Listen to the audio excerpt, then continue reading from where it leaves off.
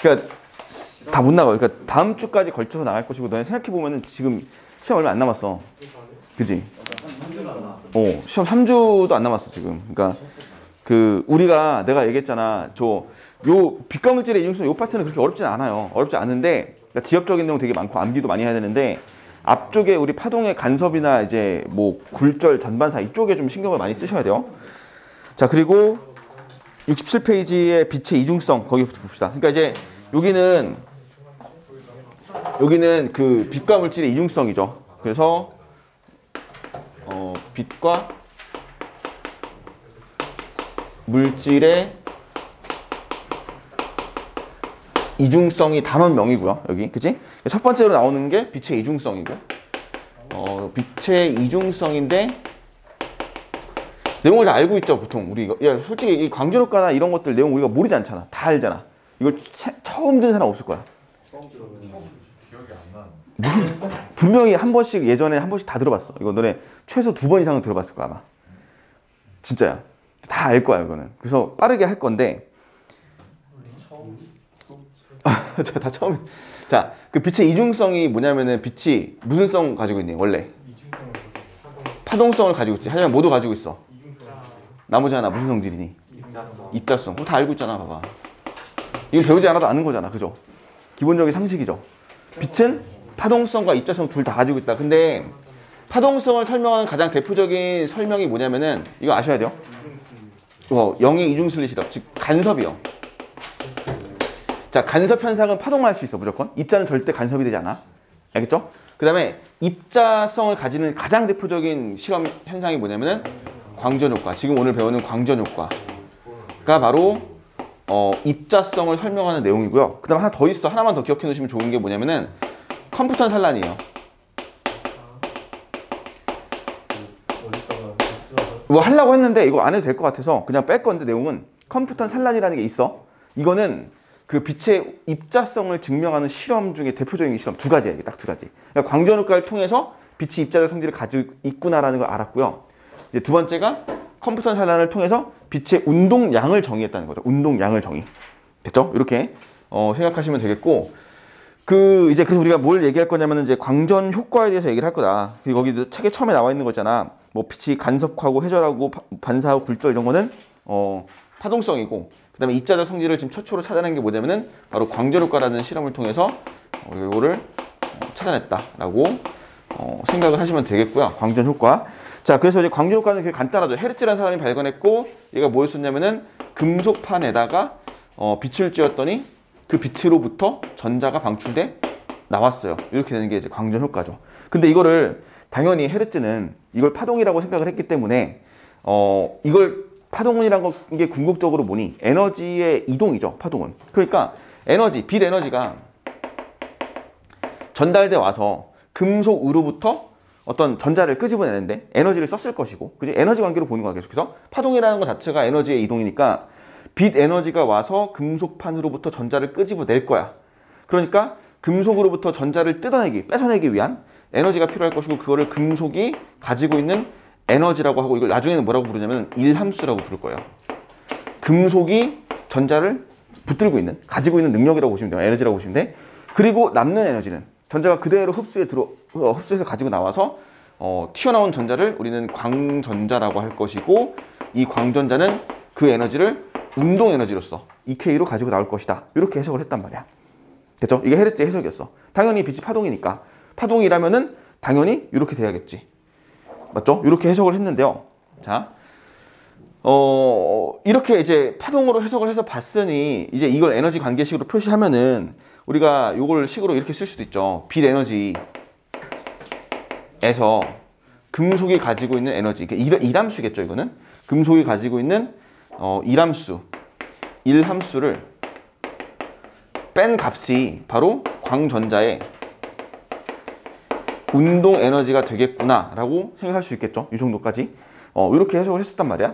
근데 이제 문제가 생기죠. 이제부터 뭐가 문제가 생기냐면은 어떤 금속판에서는, 어떤 빛에서는 전자가 방출되지 않아요. 그러니까 뭐냐면은, 자, 금속, 우리가 이걸 A라고 할게. A라는 금속에다가 이 빛을 이제 P라고 쓰겠습니다. 이 빛을. 그 다음에 다른 빛은 Q라고 쓸게요. 자, Q라는 빛을 쏜 거죠. 그랬더니 전자가 튀어나오잖아. 피가 파란색이면 좋을 것 같아. P가 파란색이면 좋을 것 같아? 아, 그러네요. 그러네. 불편했어? 그래. 나도 불편하네. 야, 이런 그치? 아, 근데 그 생각했는데 거꾸로 썼네. 미쳤다. 어? 왜 피가 아, 잠깐만. 고장 났어 지금. 이게 P, 이게 Q. 됐지? 됐어? 편해? 자, 됐지? 그래서 이제 이렇게 왔단 말이야. Q를 쐈더니 빛이 금속판 똑같은 A에다 Q라는 빛을 쐈더니 전자가 튀어나오지 않아요. 라는 거는 무슨 생각을 한 거니? 이 Q는 에너지가 부족해서. 그럴 수 있잖아. 왜냐면은 이 관계식에 따르면은 빛 에너지가 당연히 이람수보다 커야겠지. 그러니까 광전자가 튀어나왔겠지라고 생각하는 거죠. 아, 이제 이람수라는 값이 뭐 예를 들어 50이야. 50이면은 50보다 큰 에너지가 와야지 전자가 그걸 나머지를 흡수해서 튀어나올 거 아니야. 근데 이런 경우는 이제 에너지가 부족해서 전자가 안 튀어나오구나라고 생각을 해서 이제 어떻게 하냐면은 우리 파동이라는 건 있잖아. 에너지의 세기를 어떻게 표시하니? 파동의 에너지 세기를 표시하는 방법이 뭐니? 에너지는 뭐에 비례하니? 진폭의 제곱에 비례하고 진동수의 제곱에도 비례했었죠. 이게 파동의 에너지 세기를 표시하는 방법이었잖아. 그러니까 파동은 진폭의 제곱에 비례했어요. 에너지의 세기가. 그렇기 때문에 어떻게 해석을 했냐면은 얘는 그 에너지가 부족해서, 즉 밝기가 부족해서라고 해석했죠. 그러니까 왜냐하면 A는 밝기거든 지금. A란 요소는 이것도 이제 밝기란 요소로 보시면 돼요. 밝기가 밝은 빛은 진폭이 강한 빛이죠. 우리 저번에 배웠잖아. 파동이 간섭이 되는 거니까. 간섭이라는 현상은 뭐야? 그 파동이 중첩이 돼서, 그치? 빛의 간섭에서 같은 동일자끼리 빛이 중첩됐을 때 진폭이 커지고 밝기가 밝아진다 그랬어요. 그러니까 밝기가 부족해서 그랬구나라고 생각을 하고 얘를 좀 이제 밝기를 더 밝게, 그러니까 이제 이 에너지 부족 현상을 해결하기 위해서 밝기를 증가시켜 주죠. 에너지 부족을 해결하기 위해서 밝기를 증가시켰어. 그래서 전자가 튀어나올 거라고 생각했는데 안 튀어나오죠. 그죠? 이게 이제 문제가 되는 거죠. 튀어나오지 않았다는 거지. 됐어? 그래서 이제 밝기랑은 상관이 없는가라고 해석을 해가지고 다시 한번 P를 가지고 실험을 한번 더 하거든. 어떻게 실험을 하냐면은, 야, 그렇다면은 이런 생각할 수 있겠죠. P의 빛을 만약에 이 P를 만약에 밝은 빛을 쏴주면은 어떻게 되니? P를 밝은 빛을 쐈을 때 전자 당연히 튀어나오죠. 근데 이 튀어나오는 전자의 이 광전자의 EK가 어때야 돼? 커져야 된다고 생각했죠. 왜냐면은 P의 빛의 에너지를 증가시킨 거거든 지금. P 빛의 밝기를 증가시키면요. 얘를 밝기를 증가시키면은 광전자의 운동 에너지가 커져야 되거든 당연히. 이 관계식에 의해서 얘도 커져야 되거든. 그죠? 하지만 P의 빛의 밝기가 밝아져도 튀어나오는 광전자의 운동 에너지는 그대로야, 크기가. 그래서 내린 결론이 뭐니? 내린 결론. 뭐야? 빨리 얘기해봐. 내린 결론이 뭐야? 밝기랑은? 입자성을 가진다는 너무 갑자기 나가는 거 아니야? 급발진이지 이런 건데, 그치? 그 밝기랑은 상관이 없다, 그치? 밝기랑은 무관하구나 라고 결론을 내려 처음에, 그치? 세기가 밝. 세기가 밝기야. 빛의 세기, 빛의 밝기 같은 말로 쓰시면 돼요. 됐죠? 그러니까 이 광전효과 실험에서 밝기랑은 무관하네. 그러니까 얘가 파동이었다면은 당연히 밝기가 바로 파동의 에너지 세기를 의미할 것이고, 이 관계식에 의해서 밝기가 밝아졌을 때, 빛의 세기가 세졌을 때, 에너지가 커졌을 때 당연히 광전자의 운동이 커지거나 아니면 전자가 방출돼 나와야 하지만 튀어나오지 않았다는 얘기는 밝기랑은 무관하다, 이 얘기고요. 두 번째는 이제 시간이거든. 결론이 이거야. 시간과 무관하다. 그러니까 시간 지연 효과가 없다는 건데, 이게 뭐냐면은 같은 방법이야 이게. 자, Q를 있잖아. Q 빛을 매우 오랜 시간 쬐어봐요. 왜 오랜 시간 쬐어보냐면은 이 Q의 에너지가 너무 작아서, 이게 이제 그냥 단순하게 밝기만 증가시켜서 해결될 게 아니라서 엄청나게 오랜 시간을 쏴보게 되는 거지. 왜냐면은 이 파동이라는 게 결국 누적되고 중첩이 되거든. 그치? 파동은 중첩이 되잖아. 우리가 어떤 금속판이나 어떤 물체에게 열을 계속 가하면은 그 열에 의해서 금속의 온도는 계속해서 올라간단 말이야. 열을 가할수록. 그러니까 결국에는 에너지가 중첩이 되니까 얘가 이제 에너지가 엄청 약해가지고 밝기만 증가시켜서 해결이 안 됐구나. 그러니까 아주 오랜 시간 쬐어봐요. 언젠간 튀어나와야 되거든. 그럼 언젠간, 그러니까 뭐 이걸 맨날 며칠 뭐 몇 개월 동안 쬐어보면은 언젠간 누적이 돼서 중첩이 돼가지고 결국에 전자가 튀어나와야 되는데 오랜 시간 쬐어도 튀어나지 않았다는 거. 이거 하나랑 또 동일한 방법으로 이 P에다가 이 금속판 A에다가 얘도 A고요. P의 빛을 아주 굉장히 희미하게 정말 말도 안 되게 약하게 쏴요. 그러면 이것도 마찬가지야. 이게 이 빛이 밝기가 약하기 때문에 전자가 방출될 때까지는 분명히 시간 지연이 있어야 되는 거지. 시간의 지연 효과가 있어서 조금 늦게 튀어나와야 돼. 근데 얘는 바로 즉시 튀어나오죠. 즉시 방출. 그러니까 밝기랑은 상관없다는 거 똑같은 말이고요. 시간적 효과도 없다는 거죠. 시간에 대한 지연이나 뭐 어떤 이런 효과가 아예 없다. 그래서 이 두 가지는 같은 얘기긴 한데 결국에는 파동성으로는 설명이 이제 불가능한 이야기가 되는 거죠. 파동성으로는 설명이 불가능하다. 됐어? 그럼 이제 세 번째는 그러면 이제 이게 입자성으로 가는 핵심적인 내용인데요. P와 Q의 차이가 뭐냐? 그럼 왜 P는 나오고 Q는 안 나왔냐? 얘기했다시피 P가 파란색 빛이 가지고 Q는 빨간색 빛깔이었던 거죠. 그래서 P와 Q의 차이는 뭐였었냐면 진동수의 차이지. 색깔의 차이는 결국 빛의 진동수 차이인데 그렇다는 얘기는 결국에 얘는 진동수와는 관계가 있다는 얘기죠. 진동수와 상관이 있다는 얘기지. 근데 이 진동수랑 상관이 있다는 얘기는 얘들아 파동성으로 설명이 가능한 이야기예요. 맞지? 파동성으로 설명돼. 왜냐면은 파동에 따르면은 진폭이 커져도 에너지 커지거든. 그래서 이건 파동성으로도 설명이 되고 입자성으로도 설명이 가능한 이야기예요. 둘 다 설명이 된다고 얘네들은. 됐지? 진동수랑 연관이 있다. 그러니까 진동수가 좀 커지면은 에너지가 커져서 이 광전효과 실험을 설명할 수 있다라는 건데 우리 진동수 커지면 에너지 커지는 건 원래 어떤 개념이니? 진동수가 커졌을 때 에너지 커지는 개념. 이미 나왔어 예전에. 너네 배웠던 거. 2단원때 배웠어요. 배웠잖아. 이걸 배웠어요. 이걸. 플랑크의 양자설 개념을 배웠지.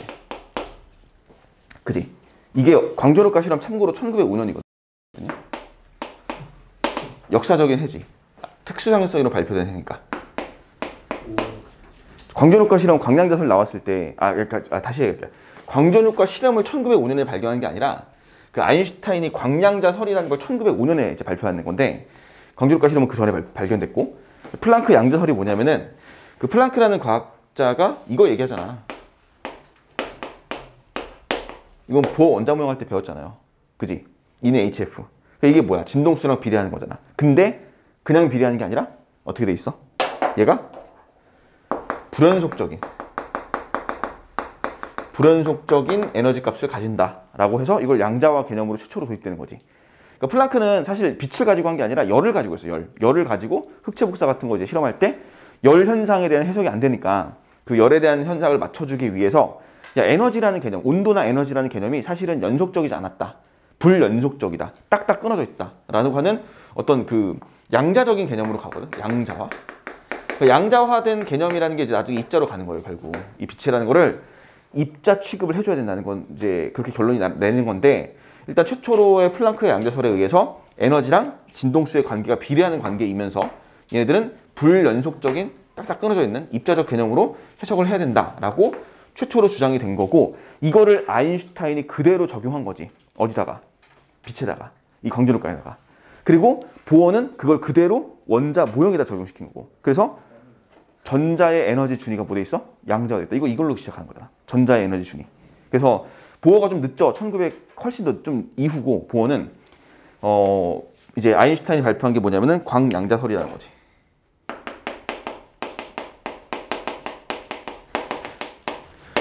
광양자설이 나오죠. 거기 책에 있는 거 좀 읽어볼게 얘들아. 그 광양자설은 책에 있는 내용을 한번 참조해 볼게요. 하여튼 자 봐. 됐어? 그래서 광양자설을 내용을 읽어보시면요. 빛은 거기 가운데 1번 쳐주는 거 읽어볼게.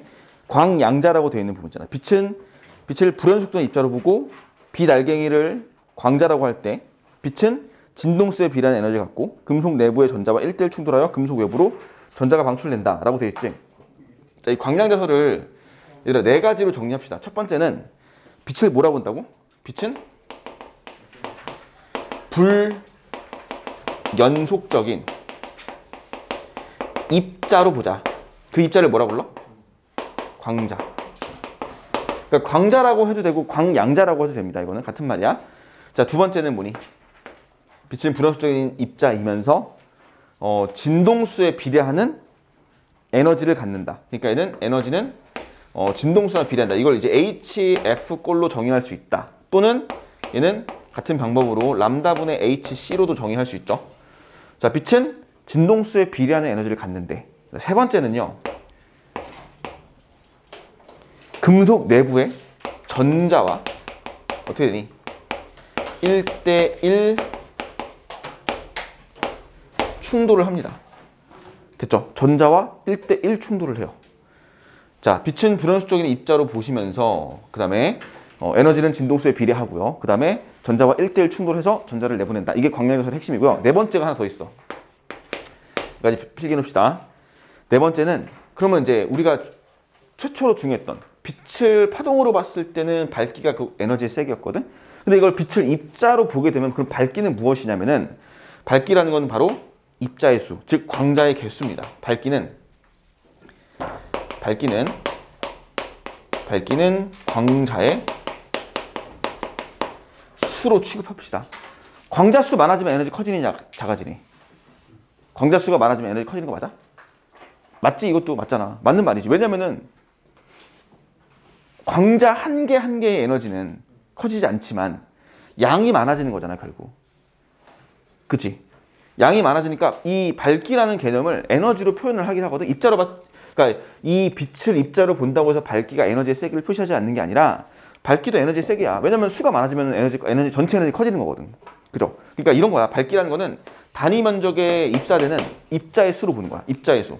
그러니까 만약에 손전등 하나 비쳤을 때 입자가 이 일정 면적에 만약에 손전등 한 개의 경우는 만약에 100개의 예를 들어 광자가 쏟아지고 있다면은 얘를 만약에 2배로 증가시켰어. 그러니까 손전등을 2개로 켜요. 2개로 켜게 되면은 얘는 200개가 된다는 얘기지 그냥. 그러니까 단위 면적에 들어가는 광자, 입자의 개수가 많아지면은 이 면적 자체에 조사되고 있는 그 빛의 세기는 세지는 거니까 에너지가 커진다고 보는 거죠. 다만 우리가 여기서 얘기하는 광량자설은 이 입자 한 개 한 개 셀 수 있는 개념의 핵심이야. 양자설 자체가. 입자를 개수로 셀 수 있다는 거. 이게 이제 중요한 거예요. 이게 가지고 무슨 얘기지? 입자를 개수로 센다는 얘기는 파동과 완벽하게 다른 거야. 야, 예를 들면은 우리 파동은 에너지를 50과 50을 중첩시키면 얼마가 되니? 100이 되죠. 30과 50을 중첩시키면 80이 돼, 중첩이 그냥. 그러니까 우리가 에너지를 이제 진폭을 더한 것만큼 중첩이 되거든? 근데 입자들은 그렇게 안 돼. 예를 들어 하나의 입자가 예를 들어 30의 에너지를 가지고 있어. 그럼 그 30을 가지고 있는 입자들은 절대 50의 에너지를 표시할 수 없는 거야. 그렇지 않니? 30과 30으로 이루어진 입자들의 개수들은 절대 50을 표시할 수 없다고. 왜냐면 30 더하면 60 되거든, 그냥. 아니면 30 단독이면 30이거든, 그냥. 그러니까 우리가 파동은 이제 그 중첩이 자유롭게 되는데 우리들은 그게 안 돼. 파동은 에너지 100을 만들기 위해서는 어떤 방법을 더해서도 중첩이 돼서 만들 수 있지만 우리가 만약에 내가 70kg고 너가 70kg야. 80kg야, 너. 80kg지. 사실 나도 80이야. 너 70해. 내가 80 할게. 80, 70 합치면 얼마니? 150이지. 근데 우리는 지금 너랑 나랑 합쳐가지고 100을 만들고 싶어. 그럼 내가 80이니까 너 한 팔 하나만 잘라줘. 그럼 20 되겠지. 다리 하나 잘라줘. 그러면 내가 20 받아가지고 나는 100을 만들 수 있지. 가능한 거야, 불가능한 거야? 아. 혹시 모듈로 구성되는 거 아니야? 이거 다리 떼면 떼지고. 불가능하잖아. 입자들은 그게 안 돼요. 입자들은 가지고 있는 그 에너지 세기가 있으면은 그것만 가지고 딱 끝나는 거지. 이거 우리가 임의로 맘대로 중첩시킬 수가 없는 거야. 파동은 그게 되는데. 그게 가장 큰 차이인 거야. 그러니까 이거를 한 개씩 셀 수 있는 개념으로 보다 보니까 광자 한 개의 에너지가 정의가 되면은 그 정의된 에너지들은 딱 그렇게 양자화되어 있기 때문에 정수배로수만 떨어지는 거지, 무조건. 그지? 만약 광자 한 개의 에너지가 10이야. 그러면은 10, 20, 30, 40으로 가는 거지. 15나 11이나 이런 걸 절대 만들 수 없다는 얘기거든, 이게. 그러면은 그렇게는 이제 가능한데 이제 봐봐. 이 밝기의 개수, 그 광자의 수의 경우는 입자의 개수니까 그냥 뭐 100개, 200개 이렇게 셀 수도 있다는 거지. 그래서 이 개념이 광량자설의 핵심적인 내용이다라고 보시면 되겠고요. 그래서 이제 금속판의 이 광전 효과 실험을 이제 해석을 이렇게 하는 거죠. 이제 금속판이 이렇게 있잖아. 자, 금속판이 있었고 설명은 다 여기서 똑같이 했어요, 지금. 그지? P라는 빛을 쏴요. P라는 빛은 사실은 뭐였던 거니? 파란색이죠. 진동수 큰 빛이었죠. 빨간색은 Q였지. Q는 지금 이제 진동수가 낮은 빛이었지. 그러니까 얘는 전자가 절대 튀어나올 수 없다는 거고, 만약에 P라는 빛을 쐈을 때는 P는 지금 전자가 방출되는 경우지. P는 전자가 무조건 튀어나와야 되는 경우요. 자, 그래서 이제 예를 들어서 그 값을 얘기하면은 우리가 저 전제 조건이 이거였죠. 이식을 이제 다시 한번 해석해서 보시면은 요 HF 관계를 써서 표시해 보자. 그러면은 HF 마이너스 금속의 이람수는 금속의 이람수는 W라고 표시합니다.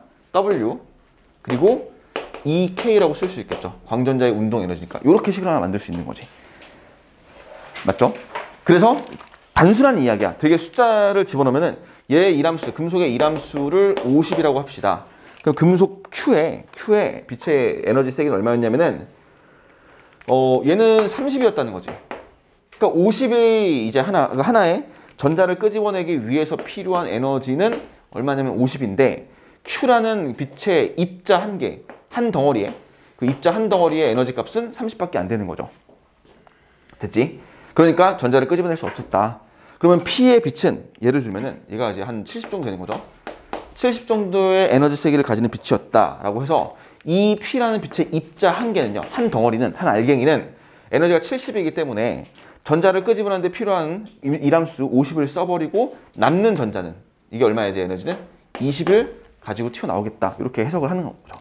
단순한 이제 숫자 계산인 거고 이거는 가장 기본적인 거 이게 다예요. 그리고 실제로 계산하는 건 이게 다인데 이제 이런 거 봐봐. 우리가 아까 처음에 이거 안 됐던 거죠. 빨간색 빛 밝기 증가시켰을 때 빨간색의 빛을 밝기를 증가시켰어. 그럼 뭐가 바뀌는 거니 여기서 지금? 입자의 개수가 바뀌는 거죠. 그럼 입자의 한 개의 에너지가 얼마니? 30이죠. 그리고 이 하나의 에너지도 당연히 30이겠지. 그러니까 잘 봐라.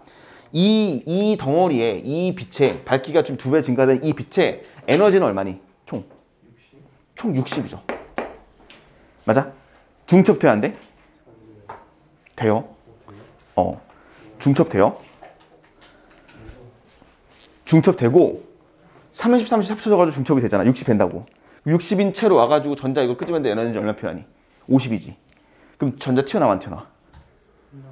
얘가 50인데 얘가 60이잖아. 튀어나와 안 튀어나와? 안 튀어나와? 튀어나와? 안 튀어나오죠. 자, 다시 물어볼게. 이 두 빛은 중첩이 되니 안 되니? 중첩은 돼요. 왜냐면 이건 뭐니까? 파동이니까. 이해가지? 잘 봐. 이거 이제 구분하세요. 야, 에너지가 전달될 때 이게 지금 빛의 이중성이라는 거니까 파동성과 입자성을 둘 다 가지고 있는 거거든. 물론 동시에 나타나는 건 아니지만 무슨 말이냐면은 에너지가 빛으로서 이동해 올 때는 뭐야? 파동. 얘는 파동이야. 자, 이거 구분을 잘 하세요. 에너지가 전달되고 이동될 때는 반사, 굴절, 간섭, 회절 다 한단 말이야. 파동이야 그냥. 그러니까 중첩돼서 60이라고 봐도 상관없어. 근데 어떨 때 입자성으로 설명하는 거야? 이 전자를 끄집어내는데. 끄집어내는 과정은 입자성으로 설명하는 겁니다. 그래서 이런 말을 쓰는 거지. 개수로 쓰는 거고 1대1 충돌하는 것이고. 자, 따라서 잘 봐. 따라서 자 보세요. 파동은 어떨 때 파동이라고 얘기하는 거냐면은 에너지가 이동될 때 있죠. 에너지가 이동할 때. 에너지가 이동해 올 때는 파동이야 무조건. 아시겠죠? 빛이라는 이 속성은 이중성이라는 게 둘 다 가지고 있었을 때 이동할 때 파동의 성질을 보이는 거고, 에너지가 이 전자로 전환될 때, 이거 에너지의 전환이죠. 에너지가 전환될 때는 입자성으로 보는 게 맞다는 거죠. 그러니까 명쾌하게 설명하지. 두 가지 성질을 다 가지고 있는데 어떨 때 입자성, 어떨 때 파동성이지. 완벽하게 설명해 줍니다, 이거로. 그래서 전자를 끄집어낼 때는 얘가 중첩이 안 되는 거죠. 입자 대 입자로 보는 거니까 이 전자 한 개와 이 광자 한 개의 충돌. 하지만 에너지가 30대 50 모자라요. 그러니까 안 나오고, 마찬가지로 이 30도 다른 전자와 충돌했을 때 안 나오게 되는 거지. 그러니까 연속적인 충돌이나 뭐 합쳐 충돌하거나 이런 거 안 된다는 거죠. 그치? 그러니까 파동이면 중첩이 되고 입자는 중첩이 되지 않는다. 이렇게 생각하시면 되겠고 얘 같은 경우 70이 20이고 이렇게 당연히 전자가 튀어나오는 거 맞는 거고 자, 또 하나 더 있습니다. 이람수는 어떻게 정의했냐면요. 이람수. 자, 이람수에 대한 정의. 이가 이람수가 50이라는 건 어떻게 알았냐면은 이거 금속이 가지고 있는 고유한 값이야. 이것도 문제 조건상에서 바꿀 수 있어요. 금속 A, 금속 B, 금속 C 주면서 다른 금속들을 가지고 이람수가 다른 걸 통해서 광주력과 실험으로 문제를 낼 수가 있는데 이 W가 50인 거 어떻게 찾았냐면은 자 봐봐. 야, 만약에 노란색 빛을 쐈어요. 노란색 빛은 이 빨간색과 파란색의 중간적인 진동수를 가지고 있겠지. 노란색을 쐈더니 전자가 막 이제 튀어나오기 시작해. 노란색 빛부터. 그러니까 빨간색, 노란색 이하의 빛은 안 나오는 거죠. 만약에 주황색 쐈어. 안 나와. 노란색 나오기 시작해요. 그럼 녹색 쏘면 어떻게 될까? 당연히 튀어나오겠지. 노란색이 나왔다면 녹색도 나와야 될 거 아니야. 노란색보다는 녹색의 진동수도 클 거니까. 그죠? 그러니까 봐. 이 W의 50은 어떻게 찾냐면 노란색 빛을 쐈더니 그때부터 전자가 막 나오기 시작하는 거야. 그러면은 이 노란색의 빛의 에너지가 얼마였냐면 50이었던 거지. 그치? 그게 무슨 말이냐면은 이게 50일 때 얘가 50이라면 전자는 운동 에너지는 0인데 이때부터 시작하는 거 아니야. 1부터 이제 시작하겠지. 만약에 HF가 51이 됐어. 그러면은 이람수 50인데 당연히 이렇게 1 되겠지. 그러니까 요거를 처음으로 찾아요. 그러니까 금속의 이람수를 정할 때 뭐로 정한 거니? 빛의 진동수로 정한 거지. 그치? 그래서 우리가 W도 뭐라고 쓸 거냐면은 얘도 HF라고 쓸 거야. 이 노란색의 빛의 진동수랑 똑같은 에너지 값을 가지고 있으니까. 그리고 구분하려고 여기다가 제로 붙이고 얘를 문턱 진동수라고 말을 붙이는 거죠. 문턱 진동수 또는 한계 진동수라고 합니다. 됐지? 한계 진동수, 문턱 진동수.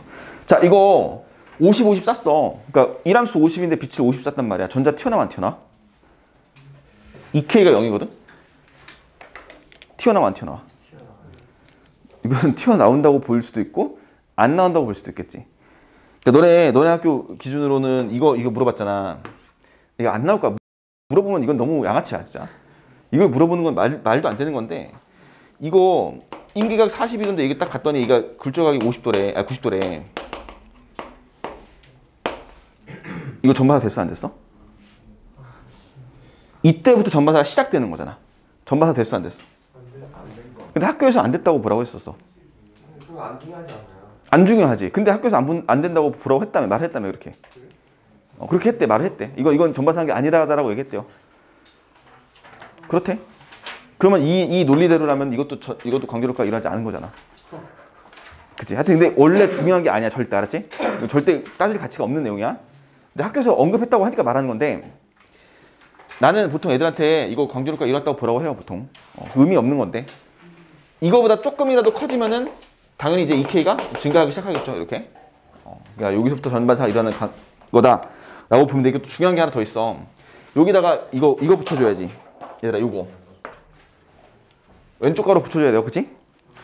이거보단 커야 되니까. 그리고 여기 EK를 뭐라고 붙일 거냐면은 최대 운동 에너지라고 붙일 거야. 말을 내가 사실 여기다 다 최대란 말을 붙여줘야 돼요, 최대.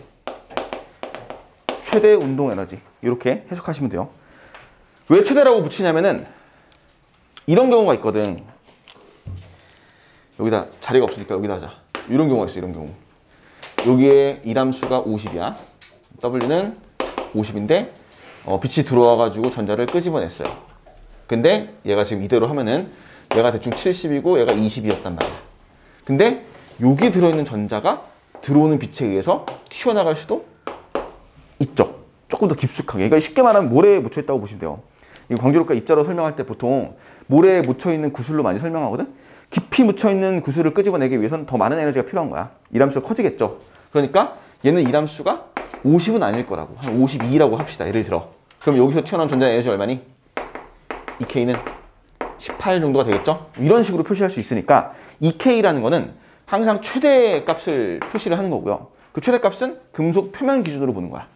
그래서 이게 항상 똑같진 않아요. 근데 보통 이것도 일반적인 수능 과정에서는 W를 그냥 일정하게 보는 게 맞는 건데 어쨌거나 최대 운동 에너지라고 보는 게 맞다라고 해석하시면 되겠어요.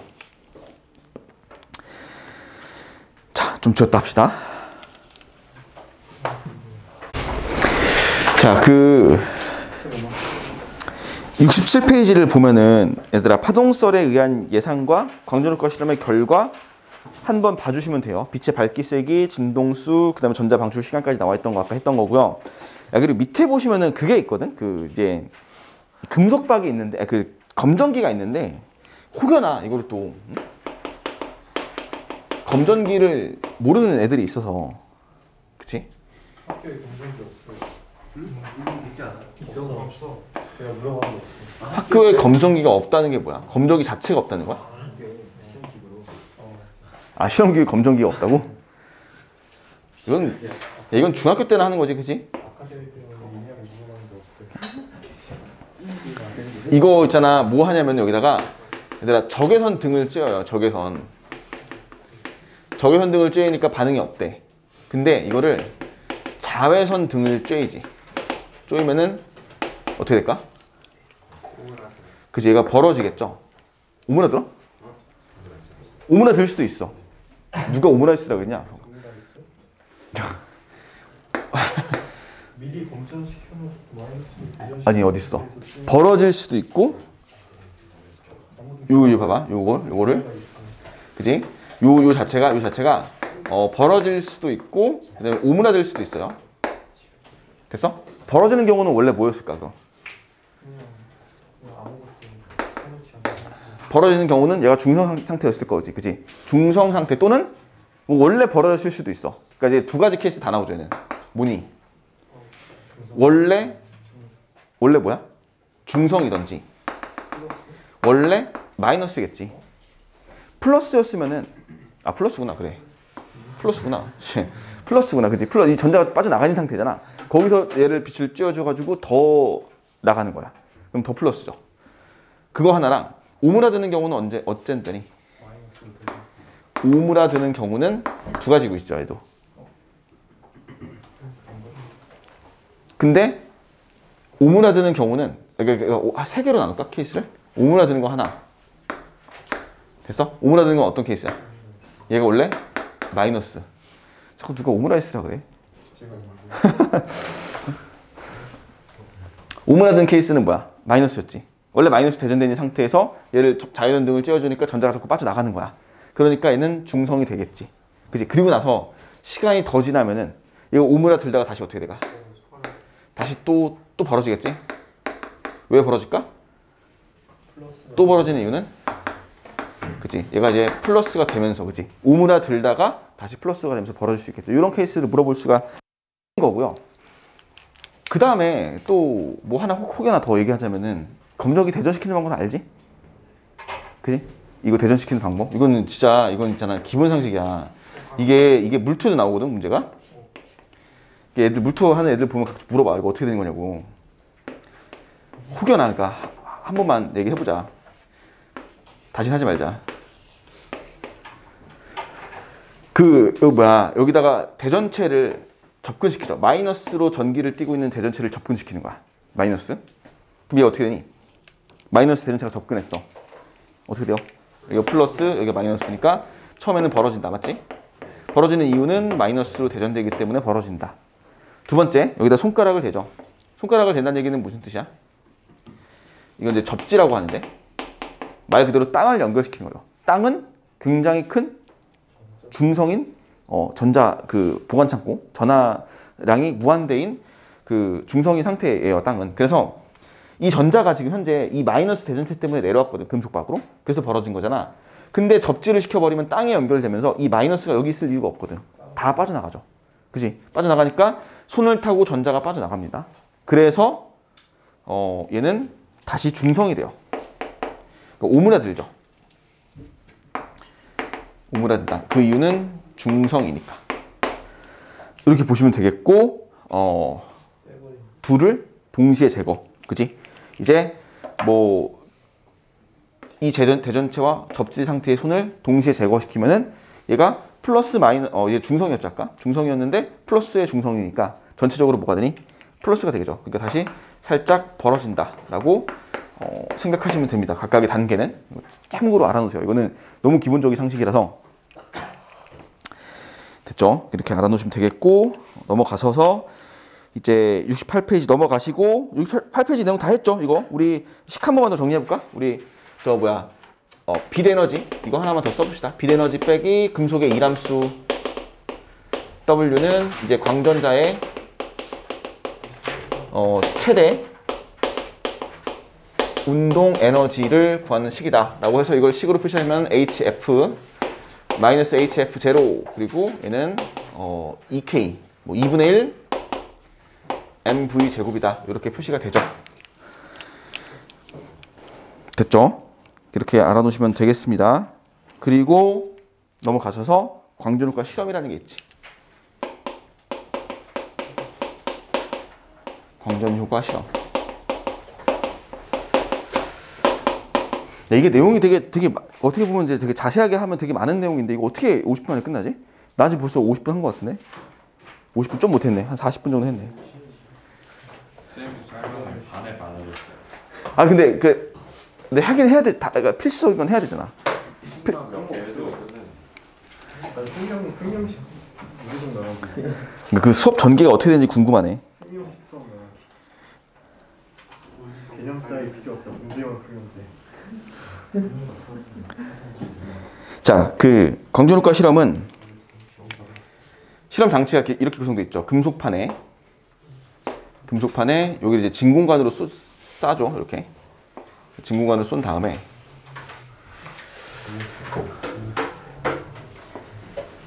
진공관을 싸고 이게 이제 좀 이제 흐름을 좀 잘 아셔야 되는데 참고로 광전효과는 물 원에도 있고 물 투에도 있어요. 내용 완전히 중첩돼 똑같아. 완전히 똑같아요 그냥.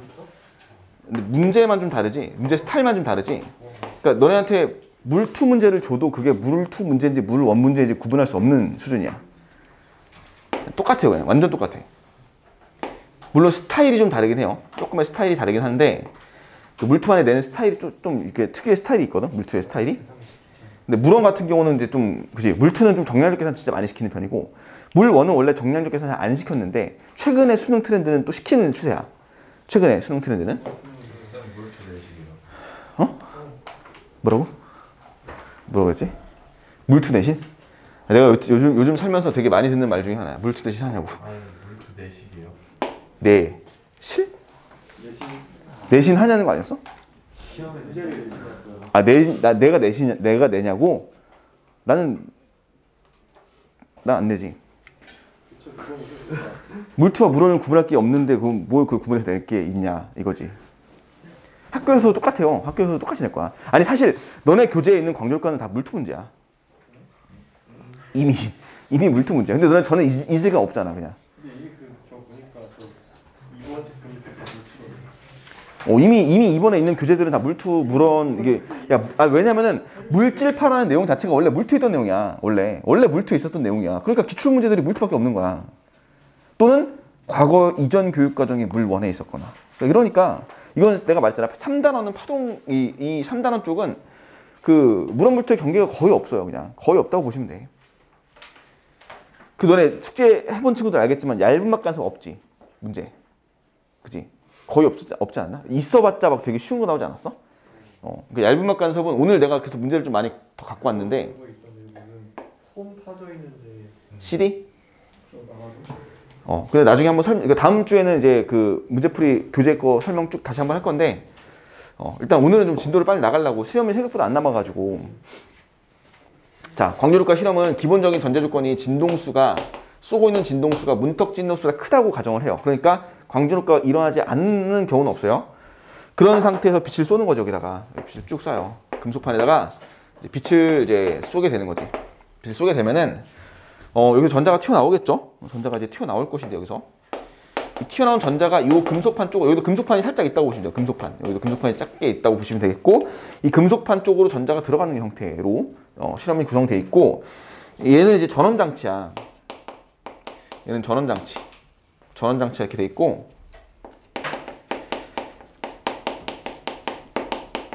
전원장치가 구성이 되어 있습니다. 그런 상태에서 이제 그 전자가 튀어나오는 경우고, 이때 그럼 어떻게 될까? 전자가 이동하는 방향은 어느 방향이니? 전자는 오른쪽을 향해서 이동하겠죠? 그지? 전자는 오른쪽을 향해서 이동할 것이고 이때 우리가 전류가 흐른다고 볼 수 있겠지. 전자가 이동하니까. 그래서 이 광전자에 의해서 흐르는 전류를 우리는 광전류라고 할 것이고요. 광전류가 흘러가는 방향은 지금 이 방향이 될 거라고. 이게 광전류 I가 흘러갑니다. 이렇게 해석할 수 있습니다. 자, 근데 물론 그때 전원장치는 지금 0V예요. 자, 전원장치에 전압을 가하지 않은 상태에서도 전류가 흐르고 있어. 그래서 이 방향으로 전류가 흐르고 있다고 보시면 돼요. 됐지? 자, 그래서 이 상황을 우리가 그래프를 하나 그려볼게요. 이 상황을 그래프로 그려보시면은 이렇게 하나 그릴 수가 있다고. 그래프를 그렸을 때 이렇게 놓고서는 자, 이게 전압이고요. 여기는 이제 전류거든.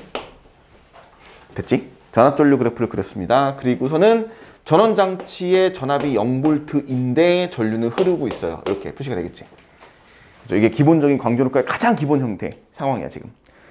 전원장치에 전압 걸지 않았어. 근데 빛만 쬐어줬어. 전자 튀어나와 방출돼서 전류가 흐르고 있어. 이렇게 되는 거지. 이렇게 설명이 되는데요. 이걸 두 가지로 나눌 거야. 자, 여기서 조건을 바꿀 수 있는 거 우리가 지금 두 가지 나와 있거든요. 전류 나와 있고 전압 나와 있지. 전압과 전류가 나와 있는데 이거를 이제 그 케이스를 나눠가지고 설명을 할 거거든요. 근데 이제 이거를 하기 전에 먼저 이 상황에 대한 정리를 좀 해볼게요. 이 광전효과 실험에서 우리가 궁극적으로 알고 싶은 게 무엇이냐면은 지금 X축, Y축에 지금 전류 전압이 표시가 돼 있지. 이거를 우리가 이제 어떤 식으로 조작해서 바꿀 것인지를 확인할 건데요. 표 하나를 그려놓으면 좋을 것 같아. 이거 하나 정리해 놓으세요. 이거는 되게 기본적인 내용이라서 지금 우리가 방금 배웠던 내용을 정리를 한번 해봅시다. 자, 첫 번째는 뭐가 있냐면은 우리가 이제 빛의 밝기에 관련된 이야기예요. 밝기. 이 쏘는 빛의 밝기. 그러니까 이제 예를 들면은 여기서도 밝기를 정의해볼까? 이 빛의 밝기를 A라는 밝기라고 썼다고 할게요. A. 뭐 진폭의 A를 따온 거야, 그냥. 밝기를 A라고 합시다. 밝기가 진폭이죠. 진폭은 A라고 쓰니까. 밝기라는 경우와 그럼 또 바꿀 수 있는 게 뭐냐면 진동수라는 요소를 우리 바꿀 수 있어요. 그지? 밝기랑 진동수 바꿀 수 있고 마지막 하나. 이거는 표시가 안 돼 있지만 금속판을 바꿀 수가 있어. 그러니까 총 세 가지를 바꿀 수 있다고 보시면 돼요. 밝기, 진동수. 자, 그럼 이제 밝기를 만약에 증가시켰을 때 어떤 현상이 발생하냐 여기서. 밝기를 증가시키잖아? 그러면 뭐가 증가하니? 밝기가 증가했을 때. 전자수가 증가하기 이전에 광자의 수가 증가하는 거죠.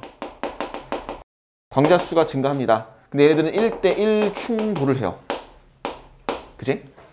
광자수가 증가하면서 1대1 충돌을 하기 때문에 당연히 광전자의 수가 증가합니다. 맞죠? 그러면 여기서 튀어나오는 전자의 수가 증가한다는 뜻이니까 결국 전류의 색이 세지겠지. 근데 무슨 전류라고 하냐면은 광전류. 그지?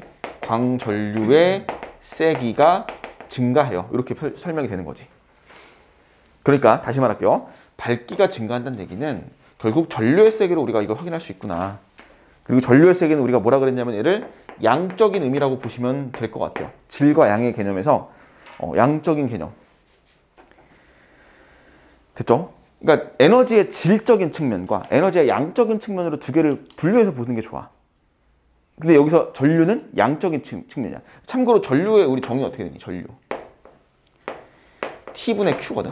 단위 시간 동안 이동하는 전하의 양으로 표시하잖아. 그러니까 양이 얼마나 움직이냐인 거고. 참고로 전압은 또 뭐라고 쓰니? 전압 이따 나올 거니까 한번 알아봅시다. 전압은. 전이차. 전압은 전이차 맞는데 정의를 뭐라 그래?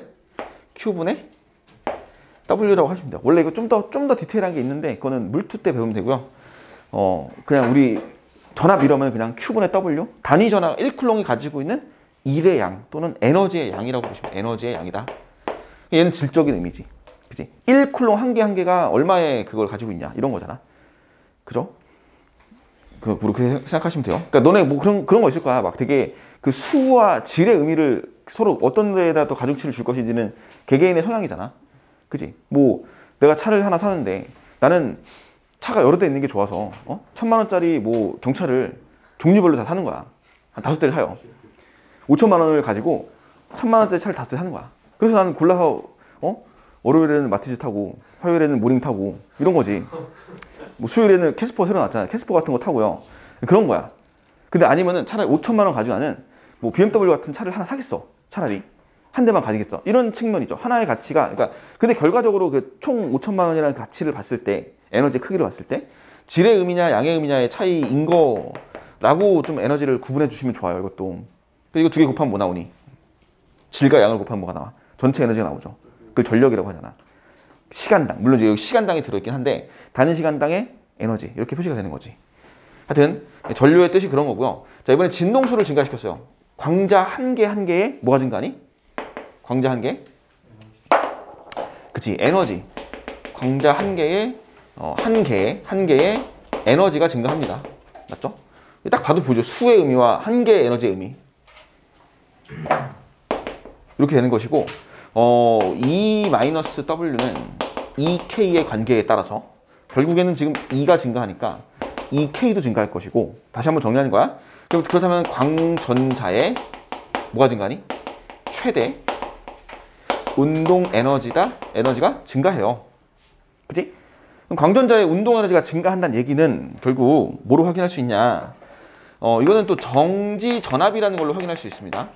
정지 전압의 크기로 확인할 수 있어요. 정지 전압의 크기. 자, 다시 진동수는 뭐로 확인할 수 있다? 전압의 크기로 확인할 수 있다. 그래서 전압을 쓴 거고요, 지금. 됐죠? 이렇게 정리를 해서 구분해 넣어주시면 좋겠습니다. 그래서 지금 뭐 한 거야? 우리 전류 나와 있죠. 전압 나와 있죠. 이거 어떻게 될 것인지, 어떻게 변할 것인지 보는 거야. 이게 물리 내용이야. 물론은 잘 다루진 않아요, 이거는. 됐지?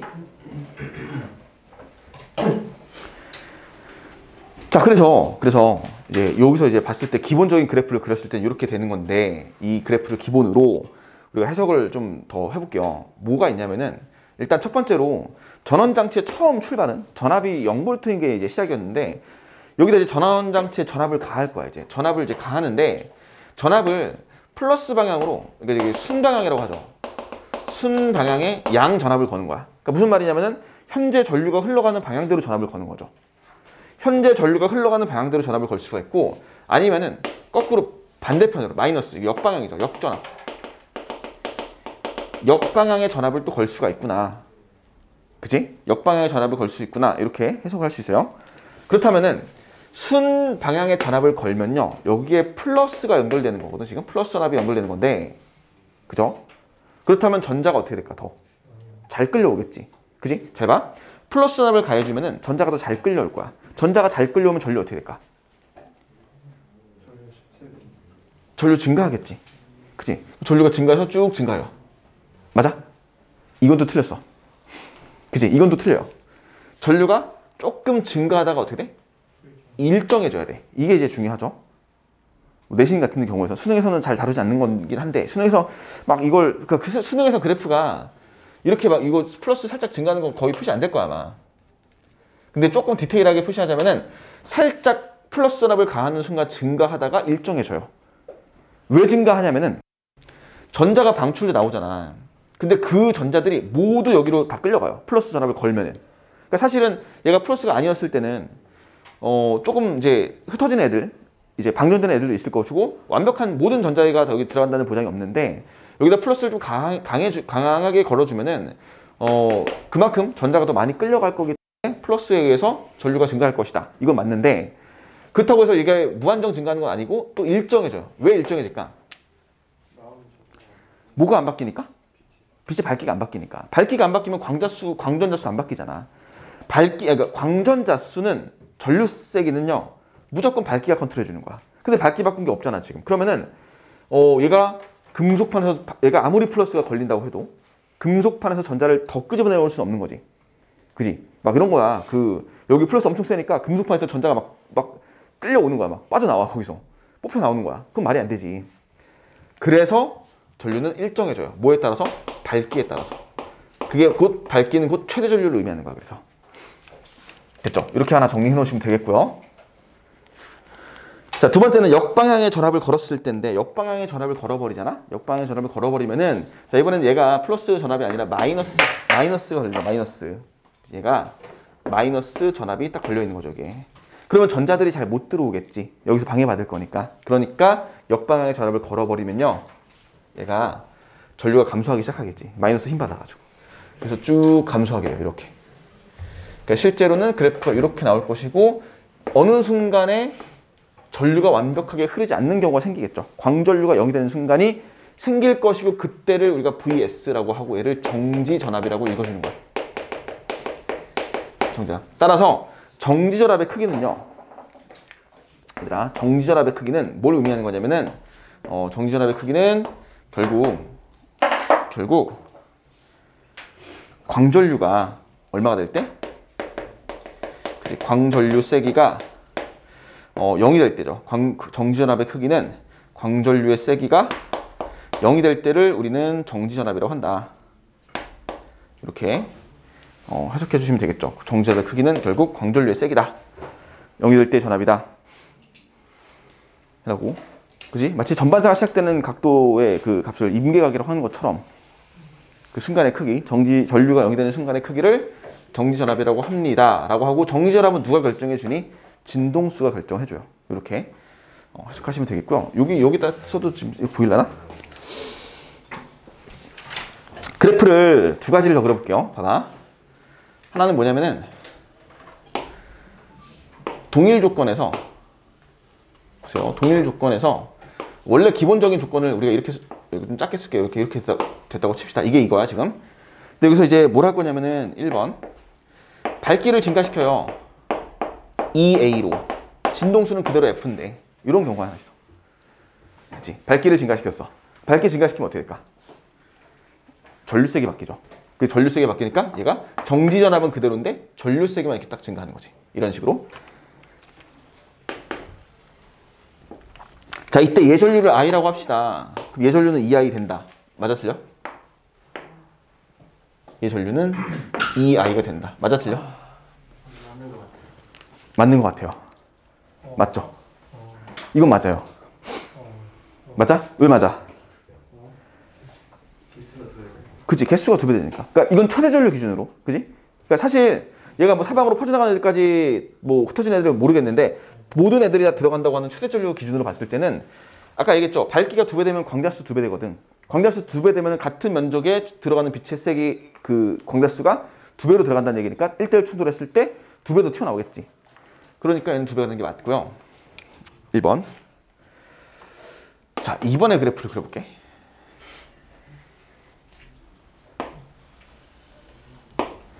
힘들다 갑자기.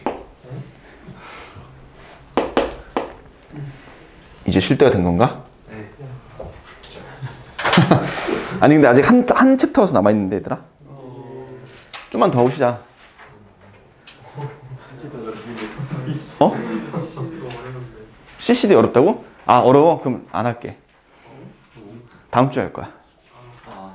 CCD가 그래도 좀 중요해. 이게 킬러 파트야 수능에서. 애들이 제일 많이 틀리는 게 CCD야. 암기 안에서. 자, 이거 여기 VS잖아. 그치? 이번에는 뭐 하냐면은 2번은 진동수를 증가시켜요. 진동수를 EF로 증가시켜요. 밝기는 그대로 A인데. 밝기 그대로 A니까 전류의 세계 안 바뀌죠. 최전류 안 바뀌지. 근데 뭐가 바뀌어야 돼? 요게 바뀌죠, 요게. 이 정지전압이 바뀌어가지고 이렇게 가서 이렇게 될 거라고. 됐지? 그 VS가 증가합니다. 하지만 얘는 2배는 안 되죠. 왜 2배가 안 돼? 그치? 요 관계에서 진동수가 2배 된다고 해서 얘가 2배가 되는 거 아니잖아. 그치? EHF-HF 되니까 얘가 2배가 된다고 해서 얘가 2배가 되는 건 아니에요. 그러니까 이거는 많이 물어봐. 진동수 2배 되는 거. 맞지? 그리고 마지막 하나만 더 정리하고 지웠다 할게. 아, 이왕 다시 할 거 지우고 할까? 대조 필기 해놨죠? 됐어? 요 반만 지울게 여기.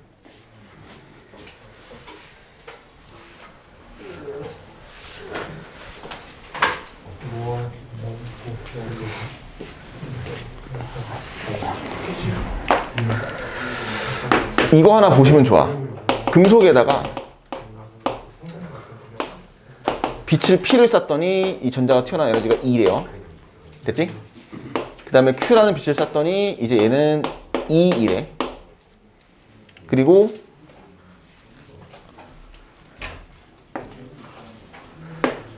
R이라는 빛을 쐈더니 전자가 튀어나오지 않았대요. 이런 거 이제 물어보죠. 됐어? 그리고 이제 이때 입자의 개수는 얘는 2n개, 얘는 n개 튀어나오고, 얘는 2n개의 광자를, 밝기를, 이거 0이겠죠, 0. 0이라고 하자, 그냥. 밝기 하지 말고. 이렇게 놨을 때 이 튀어나오는 전자의 그 최대 전류의 색이 얼마니? 2n과 n이 합쳐져가지고 여기서 얼마? 3n개만큼의 전자들이 튀어나온 거지. 그럼 전류의 세기는 3n개만큼의 전류, 3i라고 한다고 치고, 맞지? 그럼 이거 3i가 되는 게 맞죠? 그 다음에 이때 튀어나온 전자의 최대 운동 에너지 크기 얼마니? 최대 운동 에너지 크기. 이건 2E죠. 이런 거 좀 체크하시라고. 3이라고 하면 안 된다고. 2 나오고 2 나오니까 최대 운동 에너지 물어봤으면 2는 버리고 2만 찾는 2만 체크하는 거지. 하지만 전류를 물어봤을 때는 n개의 전자가 나오고 2n개의 전자가 나오니까 합쳐 3n개의 전자가 나오는 거야. 그럼 전류는 3i가 되는 게 맞지. 그러니까 전류 거를 할 때는 PQ를 더해주고요. R은 안 나오니까 어차피. 전류 거 할 때는 PQ를 더해주고 전압 거 할 때는 누구 거만 하면 돼? Q 거만 하면 되는 거야. 이렇게만 체크하시면은 요거 지금 많이 물어보는 거니까 헷갈리지 말고 정리해 놓으시고요. 이 그래프 정리해 놓으시고 이렇게. 자, 그래서 마지막 한 챕터만 정리하고 쉬었다 할게요. 이 역전압에 대한 역방향에 대한 전압 이야기거든, 이건. 그러니까 결국에 이런 거지. 금속판으로부터 잘 봐라. 이 금속판으로부터 빛을 쬐어가지고 여기서 전자가 튀어나온 거거든. 그지? 이 광전압과 실험의 일부 그 내용, 그 진공관 내부를 봤을 때, 광전관 내부를 봤을 때는 금속판으로부터 전자가 튀어나올 것이고 여기에 조그마한 금속판이 더 있다고 보는 거야. 됐죠?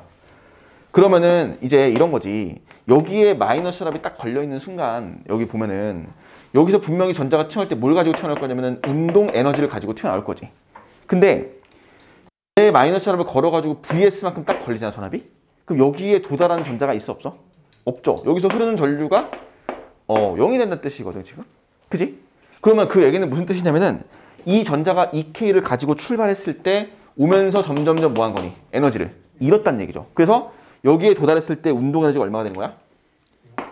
그러니까 운동 에너지가 0이 되는 거지. 그지?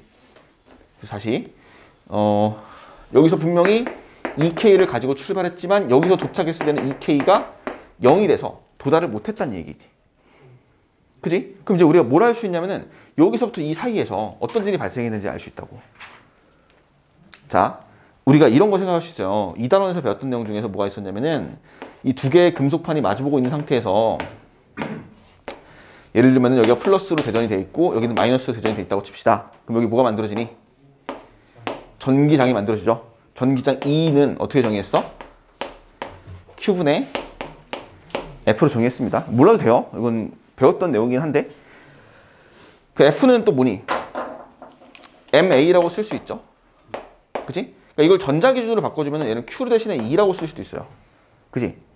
그래서 이 내부의 전기장은 항상 어떠니? 이 내부의 전기장은 금속판 내부의 전기장은 항상 균일해요. 일정해요, 얘는. 그치? 질량, 전자 질량 안 바뀌는 값이죠. 전자 전하량 안 바뀌는 값이죠. 그러니까 결국 A는 뭐니? 등가속도 운동을 하겠지. 그러니까 사실 이 안에서 등가속도 운동, 전자의 등가속도 운동을 해석할 수 있다고 여기서. 그리고 모두 정의할 수 있냐면은 여기에 전압이 걸려 있죠, 지금. 그지? 그래서 우리 아까 전압의 크기는 뭐라고 정의했지? Q분의 W라고 정했어요. 여기서 전압의 크기를. 그지? 이렇게. 그러니까 이것도 이제 E라고 써도 되겠죠. E라고 써도 되겠고 전하량이라고 써도 되는데 얘를 E라고 썼을 때 전자가 지금 나온 거잖아. 우리가 뭘 구할 수 있냐면 W를 구할 수 있지. 그지? W의 크기는 결국 뭔데? W는 델타 K 아닌가?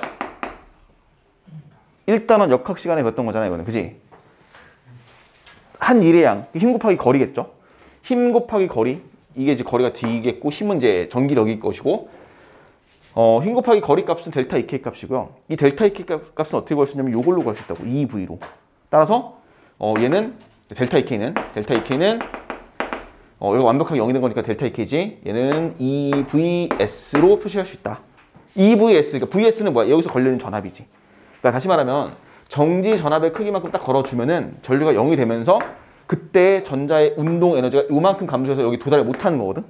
그러니까 우리는 이 최대 운동 에너지, 최대 뭐 낮은 값은 당연히 오다가 돌아가겠지. 그냥 얘는 돌아갈 것이고 최대 운동 에너지 값에 해당되는 L을 여기 도착했을 때 0이 되게끔 만들어주는 크기의 E를 해주면은 그게 크기가 얼마라고? EVS. E가 뭐예요? 전자의 전하량. 그러니까 보통은요 이걸 이제 Q라고 쓰잖아. W는 E는요 QV라고 정의를 해요. 보통 전기장 내에서 일을 할 때, 전기장 내에서 일을 할 때는 QV라고 정해요. 요거 알아놓으셔야 돼. 요거를 무조건 나는 그 필수적으로 알아야 된다고 생각하거든. 이거 가지고 문제 나오거든. 이따가 물질파 나올 때도 나와요. 이거는 정리해 놓으셔야 돼.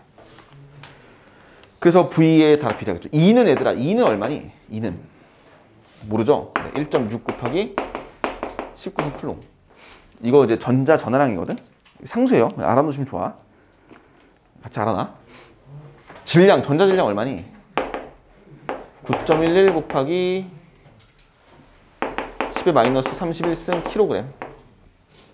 저거 가지고 또 문제 낼 거예요. 나 아니 안 내지. 이건 너무 이거 아니야. 이거 알아놓으라고 그냥. 알아놓다가 나중에 언제가 쓸 일이 있을 테니까 알아놓으시면 좋죠.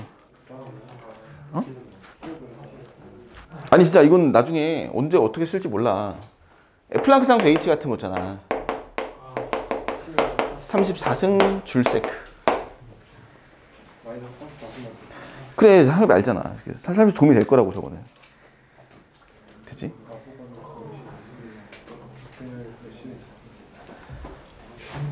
이 6.63 맞나? 맞지?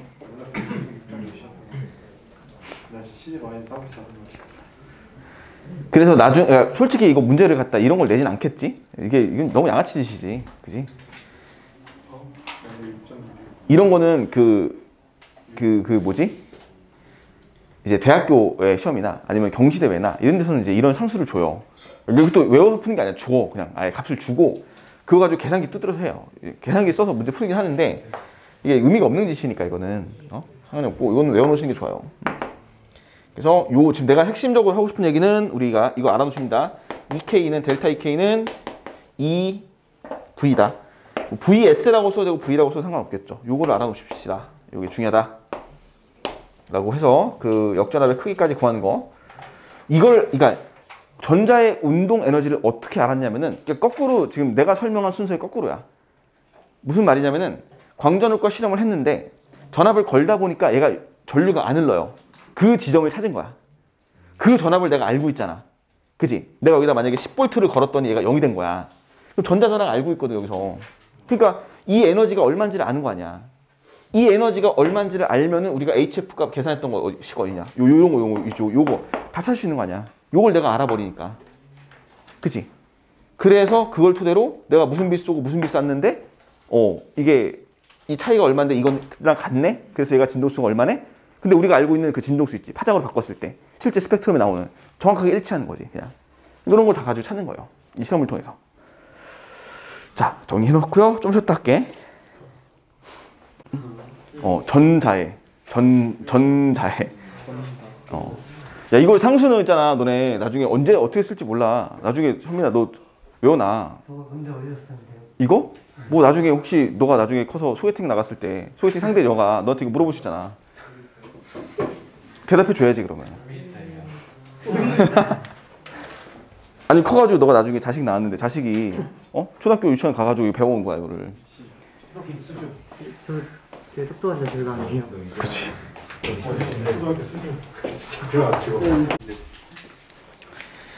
자, 그 다음에 내용 봅시다. 너 책을 안 갖고 왔다. 저 다음 거 자, 보자. 이제 두 번째 이야기는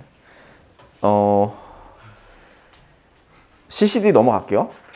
CCD 넘어가고 그래프 하나 두 개만 그리고 가자 얘들아. 그래프를 두 개만 그릴게요. 요거 하나 더 그릴게요. 이제 EK 그 다음에 진동수 그래프 하나랑 EK 진동수 그래프 하나랑 그 다음에 EK 이거는 잘 나오는 그래프는 아니거든. 요 지금 내가 그리는 거는 아래 거는 이렇게 막 잘 나오는 그래프는 아닌데 그래도 이제 파장 그래프거든. EK가. 근데 우리 그래프 꼴을 생각해 볼 때 이렇게 생각할 수 있지 않을까? 우리가 HF 마이너스 그래프 어떻게 그려지니? HF 마이너스 W는 EK 관계지 그래프가. 또는 이 HF 자리에는 뭐라고 써야 돼? 람다분의 HC를 쓰잖아. 그러니까 이 그래프는 그림이 이렇게 그려질 거고요. 이렇게. 그지? 얘는 그래프가 이렇게 그려지겠지. 여기는 이제 없는 거니까. 이렇게 정근선이 하나 여기. 됐죠? 이렇게 해서 여기는 이제 F0. 기울기는 H. 여기는 마이너스 W. 그리고 여기는 한계파장 람다 제로라고 표시하면 돼요. 이렇게. 그러니까 그래프 꼴이 이해 가죠? 이거는 어렵지 않잖아. 그죠? 다시 써줄까? 위에 거는 HF-W는 EK 그래프고 이 아래 거는 람다분의 HC-W는 EK 꼴로 그래프가 표시가 된다. 그래서 그래프의 저 기울기는 플랑크 상수 의미할 것이고요. 만약에 얘를 금속판 A라고 해보자. 얘를 금속판 A라고 하면은 이 F0는 FA라고 쓸게요. 얘를 WA라고 쓸게. A 금속판의 이람수, 한계 진동수 다 표시가 되는 거고. 여기서 만약에 뭐 예를 들면은 이런 거지. 그 F라는 진동수를 가진 빛을 쏘게 되면은 운동 에너지가 얼마큼 나와야 돼? 요만큼 나와야 된다. 이렇게 요 값을 가져야 된다라고 해석이 되는 거죠. 근데 만약에 다른 금속판이 하나 더 있는데 걔는 이제 금속판이 이렇게 돼 있어요. 여기서부터 시작해가지고 이렇게. 이건 이제 두 번째 금속판 B라고 할게 얘를. 기울기는 똑같이 H 맞지? 기울기 동일해야 돼요. 그리고 얘는 이제 F B라고 하면 되겠고 쭉 이어가지고 만나겠죠. 여기서 다시 마이너스 W B라고 하면 되겠죠. 이렇게 그래프 하나 더 그려지겠지? 자 이렇게 해서 표시가 된다. 그러면은 이 F라는 빛은 이제 FB라는 금속판에서는 이렇게 여기서 에너지 값이 나오겠구나 라고 표시되는 내용들이 있어요. 그러니까 요것만 봐놓으시면 되겠지. 그래프 두 가지 있다는 거 기억해 놓으시고 이건 잘 안 나오는 그래프야. 자 여기는 또 이것도 정근선 나오는 게 여기서 나오죠. 여기가 W. 이렇게 됐지? H는 플랑크 상수. 저 그래프의 기울기 플랑크 상수지. 요거 1참수 그래프 꼴로 표시한 거잖아 지금. 그지? 됐고요. 자 이제 물질파 내용을 정리할 건데요. CCD 넘어가고 다음 주에 할게 얘들아. CCD 너 문제 풀 때는 전범위 풀 때 숙제 전범위 다 풀면 돼. 다 풀면 되는데 전자현미경이나 아니면 CCD나 이런 내용들을 조금 빼고 풀면 될 것 같아요. 나머지 광전효과 내용 위주로 풀고. 자 그래서 우리는 이제 71페이지 71페이지 물질의 이중성인데, 자 우리 빛의 이중성을 먼저 한번 더 체크하고 넘어갈게요. 빛의 이중성 중에서 빛은 이제 두 가지 성질을 다 가진다 했어요. 그러니까 뭐가 있냐면은 파동성이 있고요. 그 다음에 이제 입자성이 있다고 했어. 빛은 파동성과 입자성 둘 다 가지고 있어요. 이렇게 설명하는데, 이 파동성은 있잖아. 반드시 파장을 정의할 수 있어야 돼. 그러니까 빛은 원래 기본적으로 파동이죠. 그지? 빛은 기본적으로 파동이야. 그러니까 파장 정의 당연히 되는 거잖아. 근데 그럼 빛이 입자성을 가지고 있어. 입자적 성질을 가지고 있다면 반드시 뭐를 정의할 수 있어야 되냐면 운동량을 정의할 수 있어야 돼. 운동량. 질량 곱하기 속도로 표시가 되는 운동량을 정의할 수 있어야 돼요. 빛은. 그러니까 입자라고 분류하려면은 질량과 속도를 가질 수 있어야 되고요. 속도 0이면 그냥 0인 건데 질량이 있어야 되고 속도가 있어야 되니까. 하지만 우리가 빛은 질량이 없죠. 그러니까 빛은 이 운동량을 표시하기가 불가능하죠. 그지? 표시가 안 된단 말이야. 그래서 입자적 성질을 설명하기 위하면 반드시 운동량을 표현해 줘야 되고, 아인슈타인이 어떻게 하냐면은 이 빛의 입자성의 그 운동량을 표시하기 위해서 조금 식을 유도해서 운동량식을 정의하거든. 새롭게. 그게 뭐냐면은 사실 이걸로 출발을 해요. E는 MC 제곱으로. 그러니까 이 과정을 유도하려면 상대성 이론이 필요해요. 근데 너네가 이걸 이용해서 유도하면은 너무 복잡하고 어렵거든, 이게. 그러니까 할 수는 있어. 대학교 일반 교재 일반 물리학 보면 나와 있어, 다. 그러니까 이거 유도할 수 있지만 우리가 이걸 할 필요는 없잖아. 그러니까 약간 야매, 완전 이건 생 야매거든. 이렇게 하면 안 되는 건데 그냥 이렇게 해볼게. 할 수 그냥 이해는 할 수 있을 거야, 그냥. 그러니까 원래 유도 방식이 따로 있다. 아마 알아놓으시고요. 얘를 MCC로 나눠줄게요. 그렇지? E는 MC, 그러니까 에너지와 질량 관계 식을 이용해서 원래 이렇게 하면 안 되지만 그러니까 얘를 MC로 취급해서 이 MC는 질량 곱하기 속도니까 그 물리적 차원은 같거든. 그러니까 얘를 뭐라고 보자고? P라고 보자고. 얘를 질량 곱하기 속도니까 얘도. 그지? 얘를 P라고 보니까 다시 쓰면은 이렇게 쓸 수 있다는 거예요. E는 PC야. 맞지? 맞지? 운동량 곱하기 속도 하면은 에너지 값 구할 수 있다고. 그래서 얘를 갖다가 다시 E라는 거는 결국 광자한 개 에너지는요. 결국 이렇게 쓸 수 있겠지. HF라고 쓸 수 있고요. 또는 람다분의 HC라고도 쓸 수 있는 거 아니야. 그래서 우리한테 필요한 요 PC와 요 람다분의 HC를 이용해서 P는 하고 정의를 어떻게 할까? 람다분의 H라고 정의할 수 있겠죠? 이렇게 정의한 거야 그냥. 됐지? 이게 이제 빛의 운동량 정의요. 운동량이 원래는 질량 곱하기 속도로 정의를 해야 되지만 빛은 그게 불가능하니까 어떻게 하자고? 플랑크 상수를 파장으로 나눠서 파장을 이용해서 운동량을 정의하자라고 하는 거고요. 얘를 이제 빛의 운동량이지. 빛의 운동량이고 얘는 빛의 파장이죠. 빛의 파장을 이용해서 운동량을 정의하자라고 아인슈타인이 이제 식을 만들어 주장했거든. 이렇게 표현하자고. 근데 이제 이거를 이제 컴프턴이라는 사람이 실험을 해요. 무슨 실험을 하냐면 빛을 입자로 보고 입자가 운동량을 가지니까 운동량은 반드시 보존되거든. 충돌할 때. 그러니까 빛과 어떤 그 이제 광자와 전자의 충돌을 이용해서 운동량 보존 실험을 해요. 그때 운동량 보존이 돼. 실제로. 그러니까 이게 완벽하게 이 식이 맞았다는 걸로 증명이 되는 거야. 그래서 이 식이 그 빛을 운동량으로 정의할 수 있다라고 알아놓으시면 돼요. 요거는 외워놓으세요. 사실 컴퓨터 산란을 이용해서 쓰면 되는데 그건 이제 다른 내용이 아니니까 몰라도 되고요. 일단 이렇게만 알아두시면 되는 거지. 됐지? 빛의 입자성에 대한 설명. 그리고 이게 이제 1905년에 나와서 해석이 되고 컴퓨터 산란 통해 증명되고 나중에 좀 시간이 지나니까 그치 드브로이라는 과학자가 뭘 하냐면은 이제 물질의 이중성을 주장해요. 물질의 이중성. 됐지?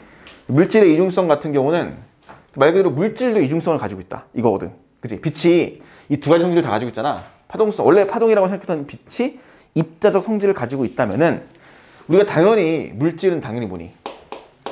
입자죠. 물질은 당연히 입자인데 얘도 뭘 가질 수 있다고? 파동성을 가질 수 있구나라고 이제 주장을 한 거지. 드브로이가. 그래서 입자성 설명하려면 반드시 뭐가 필요하냐면 운동량. 근데 운동량은 MV 하면 되잖아. 그지? 얘는 지금 입자성은 MV가 안 되니까 람다분의 HC를 썼던 거고요. 얘는 지금 람다분의 HC 람다분의 H지. 람다분의 H를 쓴 거고요. 얘는 지금 입자성은 당연히 그냥 질량 곱하기 속도 하시면 돼요. 그래서 입자성 설명돼. 그럼 반드시 또 파동성을 설명하려면 뭐가 필요하니? 파장이 필요하지. 근데 물질은 또 파장이 설명이 안 되는 거야. 파장이 정의가 안 되는 거죠. 실제로 물질이 파동성은 아니잖아. 파동은 아니잖아. 그치? 물질이. 그래서 이제 드브로이가 주장하기로 물질파 이론이라는 걸 주장을 해요. 1923년인가? 그때 24년인가 3년인가 물질파 이론을 주장하는데 그게 뭐냐면은 이제 물질도 파장을 가진다. 근데 물질의 파장을 어떻게 정의하냐면은 플랑크 상수로 운동량을 나누면 된다라고 주장하죠. 이게 이 드브로이의 박사 논문이었죠. 노벨상 받은 논문. 그 뭐라고 하냐면 과감한 주장, 과감한 제안 이런 거지. 그러니까 아무런 밑도 끝도 과학적 근거도 없이 그냥 주장한 거야. 왜 주장했냐면은 P는 람다분의 H니까 람다는 P분의 H겠지라고 주장한 거죠. 그죠? 근데 이것도 되게 이게 역사적으로 의미가 있는 게 뭐냐면은 일단 이게 박사 논문이야. 그러니까 정식 논문이 아닌 거야. 그러니까 박사가 되기 위한 대학원생의 그 논문이죠. 학위 논문. 그 학위를 받기 위한 논문인 건데 그걸 노벨을 받았어. 최초야. 이거는 없어. 지금도 없어. 그리고 두 번째는 논문의 페이지 수가 2장밖에 안 되거든. 이게 2장밖에 안 되는 논문이고 이 논문 탄생 배경도 그거잖아. 술 먹고선 이거 이제 생각한 거지. 술 먹다가 되게 유명한 일화잖아. 이거 되게 실제 일화야. 이거는 얘가 드브로이가 이제 술 먹고 친구들이랑 술 먹고 하다가 이제 이런 생각을 한 거죠. 이런 생각 갖고 있었대. 뭐 처음부터.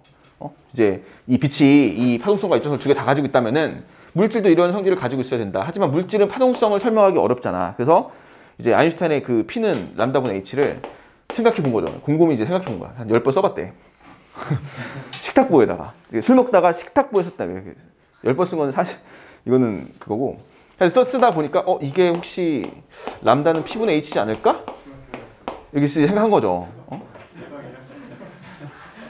이걸 이제 술 먹다가 생각해서 써놓고서는 다음번에, 그러니까 그 다음날 자기가 어저께 했던 이 변화가 엄청난 거였지. 그래서 이제 다시 찾아가서 그 식탁보에 써놓은 거, 휘갈겨 써놓은 거를 토대로 2장짜리 논문을 완성했대. 이거 진짜 실화야, 이거는. 그래서 그거를 이제 박사 논문으로 내죠. 논문을 심사하던 사람이 유명한 과학자였거든. 이름은 기억 안 나는데 프랑스 사람이었는데 드브로이가 프랑스 사람인데 되게 유명한 과학자였어. 근데 이제 이 드브로이의 사촌 형인가도 굉장히 유명한 과학자였거든. 그래서 약간 백이 있었지. 맞아, 딱 그렇게 스토리가 돼요. 백이 좀 있어가지고 이런 말도 안 되는 논문을 이제 냈는데, 근데 그거를 이제 통과한 게 아니라 이렇게 됐어. 그러니까 이 지도교수 입장에서는 이 대학원생이, 내가 가르치는 그 학생이 말도 안 되는 논문을 써온 거야, 어디서. 말도 안 되는 소리 한 거야. 그러니까 뭐 완전 개소리 같은 걸 했는데 이걸 그냥 막 무시할 수 없었대. 뭐 어떤 백적인 의미가 있었겠지 아마. 그래서 그걸 무시하지 못하고 이거를 이제 아인슈타인한테 보여줬대. 왜냐면은 그 과학자도 유명한 과학자였거든. 아인슈타인과 친분이 있는, 그 정도로 굉장히 유명한 과학자였던 거야. 그러니까 운이 좋았을 수도 있고 뭐. 그래서 이거를, 야, 내가 가르친 학생 중에서 아인슈타인한테 이런 걸 쓴 애가 있다라고 이제 보여줬는데 아인슈타인이 그걸 보고 극찬을 하죠. 이런 천재적 발상이 어떻게 대단하다 하고서는 이게 이제 이렇게 스토리가 흘러가. 그러니까 이게 세상에 공개돼, 이제. 아인슈타인이 극찬한 논문. 이거 약간 그런 거잖아. 무슨 맛집 찾아가가지고, 뭐 누구도 인정한 그 맛 이런 거 있잖아. 약간 그래서 이제 세상에 공개된 거야. 그러니까 이제 그냥 묻혔을 만한 논문인데, 물론 언젠가는 밝혀졌겠지만, 그냥 묻혀졌을 법한 이야기인데 이게 세상에 공개되고, 이제 과학자들 입장에서는 아인슈타인이 극찬한 논문인 거잖아. 극찬한 내용인 거잖아, 이게. 그래서 이제 이걸 검증하기 시작해요. 그러니까 물질도 파동성을 가지고 있구나. 그러니까 물질도 파동성을 가지고 있구나. 그럼 파장을 정의할 수 있구나. 근데 그 파장을 어떻게 정의한다? 그 물질이 가지고 있는 운동량으로 나눴을 때 나오는 값이 파장이야. 그래서 이제 실제로 여러 과학자들이 그걸 증명하죠. 그래서 이제 실제로 증명이 돼. 실제로 증명이 되니까 이게 내용이 맞네? 틀리지 않았네? 라고 해서 이제 이 내용이 이제 노벨상을 받죠. 이 드브로이가. 대단한 스토리지, 이건 어떻게 보면. 솔직히 이건 아인슈타인 했어도 되지 않았을까? 아인슈타인도 P는 람다면 H 하면 람다는 P분의 H 하면 되잖아. 근데 이게 사실 얘들아 달라. 이게 의미가 달라. 왜냐면은, 그러니까 내가 좀 장난을 섞어서 얘기했는데 사실은 엄연하게 다른 식이야, 이거는. 이건 이제 절대로 혼용해서 쓰면 안 되는 식이에요. 왜냐면은 여기다 이 파장을 뭐라고 쓸 거냐면 물질파거든. 이거 물질파. 그러니까 물질의 파장이야. 너네가 분명히 이거 혼용해서 쓸 거거든, 나중에. 근데 달라요. 얘는 운동량은 물질의 운동량이야. 그러니까 함부로 혼용해서 쓰면 안 된다는 거를 알아놓으시고요. 요 식은 사실 이거보다 더 많이 쓰는 게 뭐냐면 변형된 식이지. P라는 게 질량 곱하기 속도인데 얘들아, 우리 2K 있잖아, 2K. 2K는 2분의 1 mv 제곱이죠. 이거 그 P랑 엮어는 식 알지? 여기다 질량 m 붙여가지고 제곱 만들고, 그러면 2K는 얼마가 돼? 2m분의 P 제곱이라고 쓸 수 있는 거 알죠? P는 루트 2m2K, 그지? 따라서 요 람다는요, P분의 H라고 쓰는 것도 있지만, 이제 이게 루트 2m 2K분의 H라고 쓰는 경우가 더 많죠. 요거 많이 쓰는 거야. 그리고 이거는 또 하나 더 얘기해 줄게요. 2K 대신에 우리 아까 뭐 썼니, 얘들아? EV 썼지. 그치? 전하랑 곱하기 전압 썼잖아. 전압 나오는 거 있지. 전압 물어볼 수 있어. 이거 가속 전압이라고 해서 이거 물어볼 수 있으니까 요거까지도 알아놓으시면 좋아. 루트 2m 2v h. 따라서 이제 일반적인 식으로 우리 알고 있을 게 뭐냐면은 람다는 됐을까? 람다는 뭐랑 비례하냐면요, 루트 v에 비례해요. 그지? 전압. 어차피 m 질량이 상수죠. E도 상수죠. H 상수니까 전압에 루트만 비례한다는 것만 알아놓으셔도 괜찮을 것 같아. 근데 이거는 늘 얘기하지만 잘 나오는 주제는 아니야. 근데 전압을 물어볼 수 있어. 전압을 가속시켰을 때 전압이 증가하면 뭐가 증가한다? 운동 에너지가 증가한다. 운동 에너지가 증가하면은 물질파 파장은 짧아진다. 이런 거. 너네 이거 봐봐. 이거 진짜 많이 혼용하는 거거든. 잘 들어봐. 내가 이제 좀 혼용하면 안 될 거를 얘기해 줄게요. 봐봐. 그 델타 x는 d분의 l 람다지. 문제 애들이 많이 몇 번 물어봤었는데 델타 x d분의 l 람다죠. 그러면 얘들아 그 v는 f 람다지. 그죠? v는 f 람다니까 속력이 빨라진다는 얘기는 진동수 안 바뀌니까 파장이 길어져요. 그지? 파장이 길어지니까 얘는 파장이 길어지면 델타 x는 어떻게 돼? 무리간격 넓어지죠. 회절 잘 되겠지. 이렇게 되는 거잖아. 근데 여기 봐봐. 우리 이제 이걸 이렇게 한다고. 속력이 빨라지네. 속력이 빨라지면 얘가 지금 mv거든.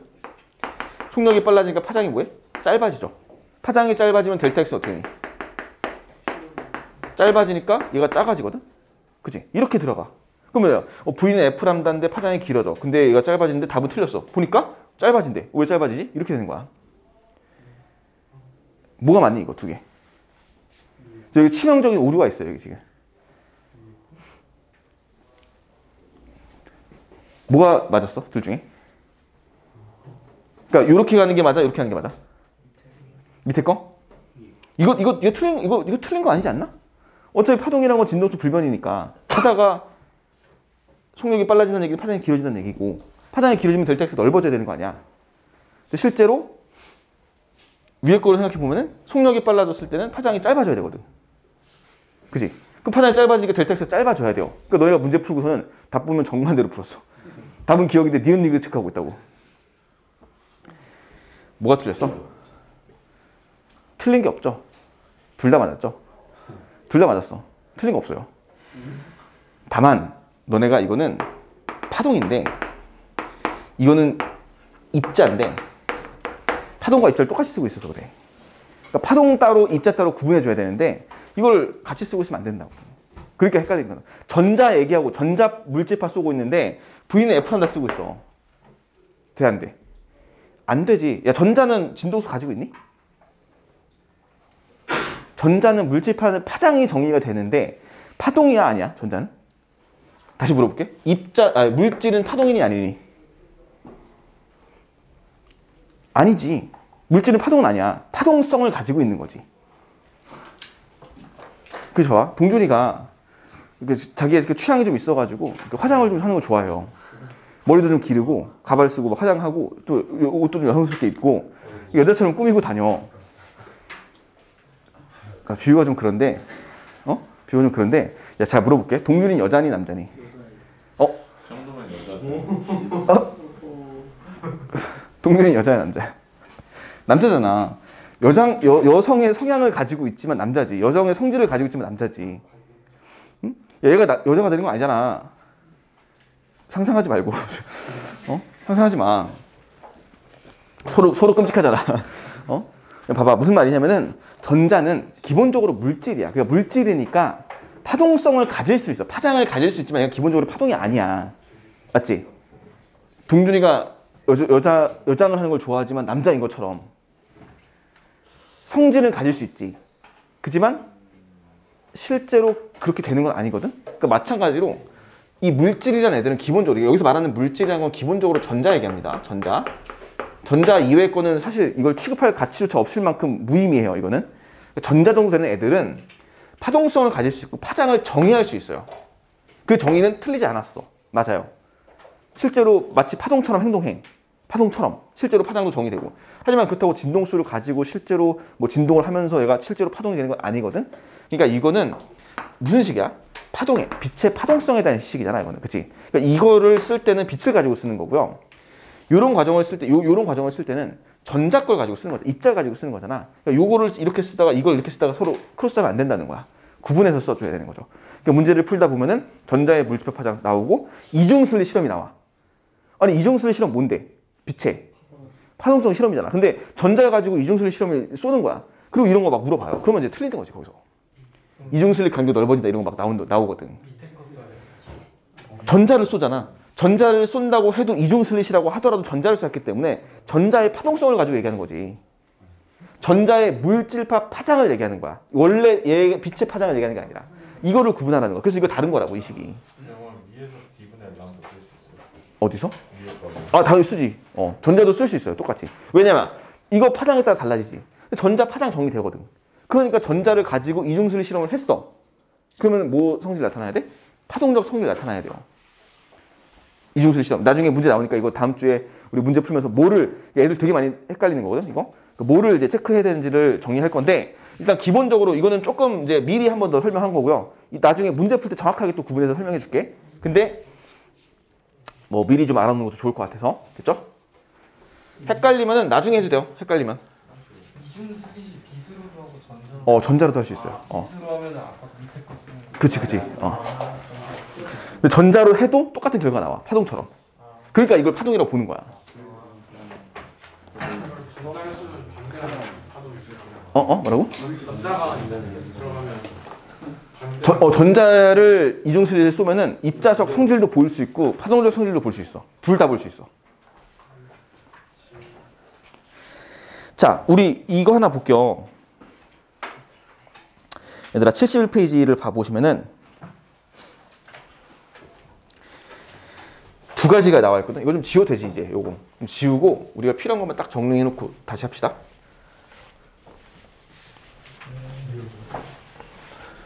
사실 여기가 현대물리 파트이고 굉장히 재밌는 내용인데 이해가 안 가는 내용이지. 이걸 한미 있으면 1시간 반 했어요. 그렇대. 50분 동안 했대. 50. 그러니까 이제 봐봐, 진짜 고수일 수도 있어. 정말 필요한 내용만 따다닥 해가지고 너네 다 그냥 이해시켜버리고 그러면 되는 거 아니야? 그럼 진짜 고수지. 진짜 고수인 거지. 사실 모빈이도 보스야. 자, 봐라. 이게 두 가지를 좀 얘기해 볼게요. 다음 주에 실험까지, 그러니까 오늘 실험을 못 할 거니까 뭐 데이비슨 거머 실험이라든지 톰슨 전자효율 실험은 못 할 것 같고, 여기까지만 딱 정리하고 시험을 봅시다. 자, 거기 야구공 있지, 야구공. 야구공과 전자 비교하는 거 있잖아. 자, 됐지? 야, 이거 있잖아. 거기 그냥 그림만 봐봐. 야구공 뭐 보시면은 플랑크 상수가 이게 대충 10의 마이너스 34승인데 이거를 얼마로 나누니, 야구공은? 거기 질량이 140g짜리가 이게 0.14 곱하기 40이거든? 0.14 곱하기 40인데 이건 의미가 없잖아. 그지? 10의 마이너스 34승이야, 그냥. 34지. 그지? 그러니까 이게 의미가 있냐는 거지. 없죠. 야구공이나 또는 나나 우리 물질들 있지. 일반적인 물질들은 이런 물질법 파장을 계산해 보면은 말도 안 되는 값이 나온다고. 그러니까 이거는 의미가 없는 거지. 없는 거야, 이거는. 다만 전자 같은 경우는 10의 마이너스 34승의 전자 질량이 얼마였냐면 10의 마이너스 31승 kg였거든? 곱하기 뭐 속도가 얼마니, 여기서? 속도가 10의 6승 나왔네요. 10의 6승이니까 대충 계산해 보면 얘는 얼마가 나오냐면 10의 마이너스 10승 정도의 값이 나오더래.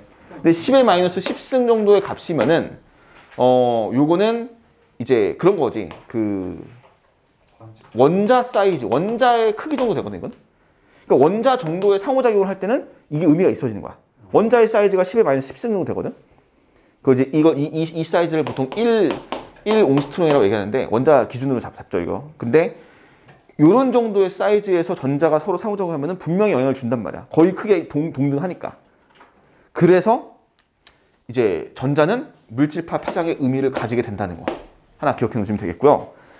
또 하나 좀 이상한 게 뭐가 있냐면은 아까 전자는 물질파의 물질 파장의 성질을 가진다 했지. 파동의 성질을. 전자를 가지고 이중슬 실험을 해요. 우리가 익히 알다시피 빛을 가지고 이중슬 실험을 했을 때 어떤 결과를 얻었니? 빛을 쐈을 때 여기서 이중슬에서 출발한 빛이 이 스크린에 어떻게 해서 밝고 어둡고 밝고 어둡고 밝고 어두운 무늬를 만들었죠. 이렇게 보강상세 해가지고 이제 이런 식의 무늬를 만들었잖아. 이게 빛이라고 한다면은 빛을 하나의 빛을 쏴가지고 이렇게 출발해서 여기서부터 간섭을 일으켜가지고 이런 밝고 어두운 무늬를 만들었어요. 이건 이제 간섭 무늬라고 하죠. 간섭 무늬를 관찰할 수 있었다. 이렇게 됐는데 이걸 동일하게 빛 대신 전자를 쏴요. 전자를 쏘니까 어떻게 돼? 결과가? 똑같은 간섭 무늬를 얻게 되는 거죠. 근데 이게 말이 안 되는 게 뭐냐면 전자는 입자잖아. 입자라면은 여기 슬릿이 두 개가 구멍이 이렇게 있었을 때 전자를 막 쏘는 거야 여기다가 구멍에다가. 그러면은 전자가 주로 어디 가서 모여야 되니? 요 두 개의 구멍의 주변에서 모여야겠지. 조금 퍼져더라도. 그러니까 실제로 봐봐. 입자성에 대한 해석을 할 때는 전자가 어디에 모여야 되면 이 특정 위치 두 군데의 전자가 많이 모여야 되거든. 이렇게. 이게 입자성에 생각했을 때는 여기 그대로 통과될 거야. 그대로 통과해가지고 결과적으로는 여기에 많이 모여서 이런 식의 여기에 전자가 많이 모이는 무늬를 얻어야 되거든. 입자성을 보일 땐. 근데 실제로는 파동성의 해석으로 설명이 돼요. 어떻게 나오냐면 스크린에 쟤랑 동일하게 밝고 어둡고 나오거든 무늬가. 그러니까 이 말은 뭐냐면 밝고 어둡다는 게 실제로 빛이 밝았다는 얘기가 아니라 여기에 많이 모였고 여기에 많이 모였고 여기에 많이 모였고 여기에 많이 모였고 여기에 많이 모인 거지. 고르게. 이렇게 된 거야. 실제로 빛이 밝아지고 이런 게 아니라. 그러니까 요 해석만 봐도 전자가 파동성을 가지고 있구나라고 해석이 되는 거죠. 되지? 둘 다 가지고 있다는 거. 근데 신기한 건 뭐냐면은 이게 전자를 이중슬릿 실험을 쐈을 때는 이게 이제 이렇게 두 개를 표시할 수 있는 게 딱 하나의 차이점으로 만들 수가 있어요. 이거는 그치 관측기란 행위 때문에. 봐봐. 야 전자를 가지고 실험을 했어. 그때 전자가 파동성을 보이네. 너무 신기하지 않니? 전자가 마치 빛이 간섭한 것처럼 이중슬릿 실험을 한 것처럼 이렇게 밝고 어두운 무늬가 나타나는 것처럼 보여요. 말이 안 되잖아. 전자는 물질인데 어떻게 파동처럼 간섭을 하냐. 이건 분명히 간섭을 했다는 얘기인데 간섭. 파동의 성질을. 근데 이걸 이제 너무나 이 현상이 말이 안 돼서 실제로 이걸 찾아봐요. 어떻게 하냐면은 이 실험하는 그 결과를 관측을 해요. 관측을 딱 하잖아? 관측이라는 건 뭐냐면 실제로 이 슬릿을 어떻게 통과하고 있냐를 보는 거지. 그러니까 이거는 참고로 알아놔. 이렇게 얘네들이 간섭을 하려면은 전자가 같은 시간에 동일한 속력으로 이 슬릿 두 개를 통과해야 되거든. 양자역학적으로 봤을 때. 그러니까 동시에 여기를 두 개를 통과했다는 뜻인데 그게 말이 안 되거든. 하나의 전자가 갑자기 분신을 써가지고 두 개가 된 다음에 그걸 동시에 슬릿 통과했다는 얘기거든. 그게 말이 안 되는 거야. 아니면 또는 이렇게 되는 거지. 막 옛날에 막 보면은 그런 거 있던데. 무슨 추리 만화 이런 거 보면은 이런 거 있어. 나무가 이렇게 있는데 스키 자국이 이렇게 나 있어요. 이 스키 자국이야. 그러니까 옛날에 막 그런 거 중에서 막 이런 거 있었어. 뭐지? 그런 거. 그거 있잖아. 여기 전봇대가 이렇게 하나 있는데 전봇대 이게 추리 만화 내가 아주 어렸을 때 초등학교 때인가? 그 봤을 때 그 인상 깊게 봤던 것 중에 하나가 타이어 자국이 이렇게 나 있는 거야. 전봇대가 가운데 있는데 진짜 양자역학. 이게 전자가 이렇게 했다는 거지. 가다가 쪼개져가지고 분신 써가지고 딱 날라진 다음에 다시 합친 거야. 말이 안 되지. 이건 뭐였었냐면 자동차 아니었던 거야. 얘는 오토바이였던 거야. 근데 그래서 그런 걸 봤는데 웃기지 않냐? 초등학교 때 봤을 때 웃겼어 되게. 하여튼 이게 이렇게 했다는 거거든. 얘네들이 쪼개져서 막 합쳐지거나 이렇게 했다는 얘기인데 말이 안 되잖아. 그래서 뭐라는 거냐면 여기를 관측을 해요. 실제로 얘네들이 어떻게 가고 있는지. 전자를 만약에 한 개를 뿅 쐈어. 뿅 쐈더니 갑자기 봐봐. 전자 하나를 쐈단 말이야. 하나 쐈더니 무늬가 이렇게 보여. 이 말이 안 되잖아. 전자 하나 쐈는데. 그래서 실제로 전자 하나가 여기를 어디를 통과하는지. 그런 식으로 보이는 거야. 그러니까 이런 거야. 하나를 쏘고 따다닥 쏘는 거지 계속. 그 말이 안 되는 거니까. 그래서 이제 쏘는 과정에서 얘가 실제로 어떻게 통과하고 있는지를 보는 거지. 그지? 전자가 만약에 한 개씩 순차적으로 통과한다면은 분명 여기를 통과할 수도 있고 여기를 통과할 수도 있을 거 아니야. 그래서 관측을 하니까 이런 결과를 얻는 거지. 관측을 하면요. 입자성처럼 마치 그 파동이 아니고 입자인 것처럼 그대로 여기 모이고 그대로 여기 모이는 거야. 이해 가니 무슨 말이지? 이해 안 가지? 그렇대. 전자가 실제로 내가 관측당한 걸 알아버리면은 파동적 성질을 보이면 안 되니까 입자처럼 행동하는 거야. 이렇게. 이 결과를 얻어요. 근데 관측을 안 하잖아? 쳐다보지 않잖아? 그러면 이렇게 나와요. 이게 전자의 본성이야. 전자는 파동성을 가지고 있어. 하지만 들키면 안 돼. 마치 동준이가 그치 들키면 안 되잖아. 아니지. 얘가 여성의 형을 갖고 있는 거 들키면 안 돼. 그 영화 보면 옛날에 그런 거 있지 않나? 차승원 나온 영화 중에 하이힐이라고 있어. 영화. 부르문자? 얘가 뭐냐면은 진짜 엄청나게 베테랑 강력계 형사야. 거기가 식품금이라는데요. 아 그래? 몰라. 그건 모르겠어. 봤구만. 근데 차승원이 진짜 엄청나게 막 칼자국 엄청 나 있고 막 조폭들 다 잡고 막 깡패 다 잡고 막 이런 되게 덩치 큰 이런 강력계 형사인데 딱 퇴근하잖아? 그러면 집에 가서 화장해요. 자기 성향이 여자. 그러니까 그런 쪽이야. 그래서 막 화장하고 막 치마 입고 막 이러거든? 이쁜 옷 입고 막 되게 막 이쁜 거 되게 좋아하고. 그걸 들켜 나중에 근데. 들키는데 하여튼 들키면 안 되잖아 그런 거. 그러니까 얘 이런 거야. 자기가 입자잖아. 근데 파동의 성질이 보여요. 근데 이걸 누군가 보면은 들키면 안 되니까 이렇게 나타나는. 그렇대. 관측을 할 때는 입자성, 관측 안 할 때는 파동성. 둘 다 가지고 있대요. 근데 이건 어떻게 설명하냐면 양자역학으로 설명하지 사실. 양자역학적인 거 내용을 가지고 설명하는 건데 아인슈타인이 화낸 거 아니에요? 뭐 이런 거 가지고. 그래서 이제 이거 가지고 이제 시작해서 보어가 나 주장하고 그래서 양자역학이 탄생하잖아.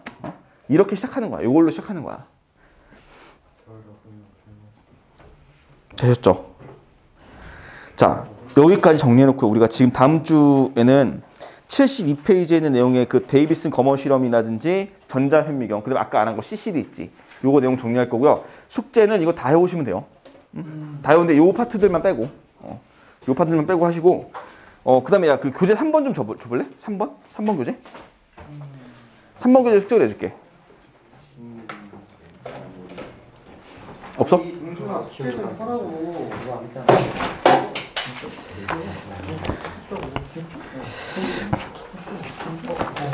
18페이지가 맞지 않아? 18페이지.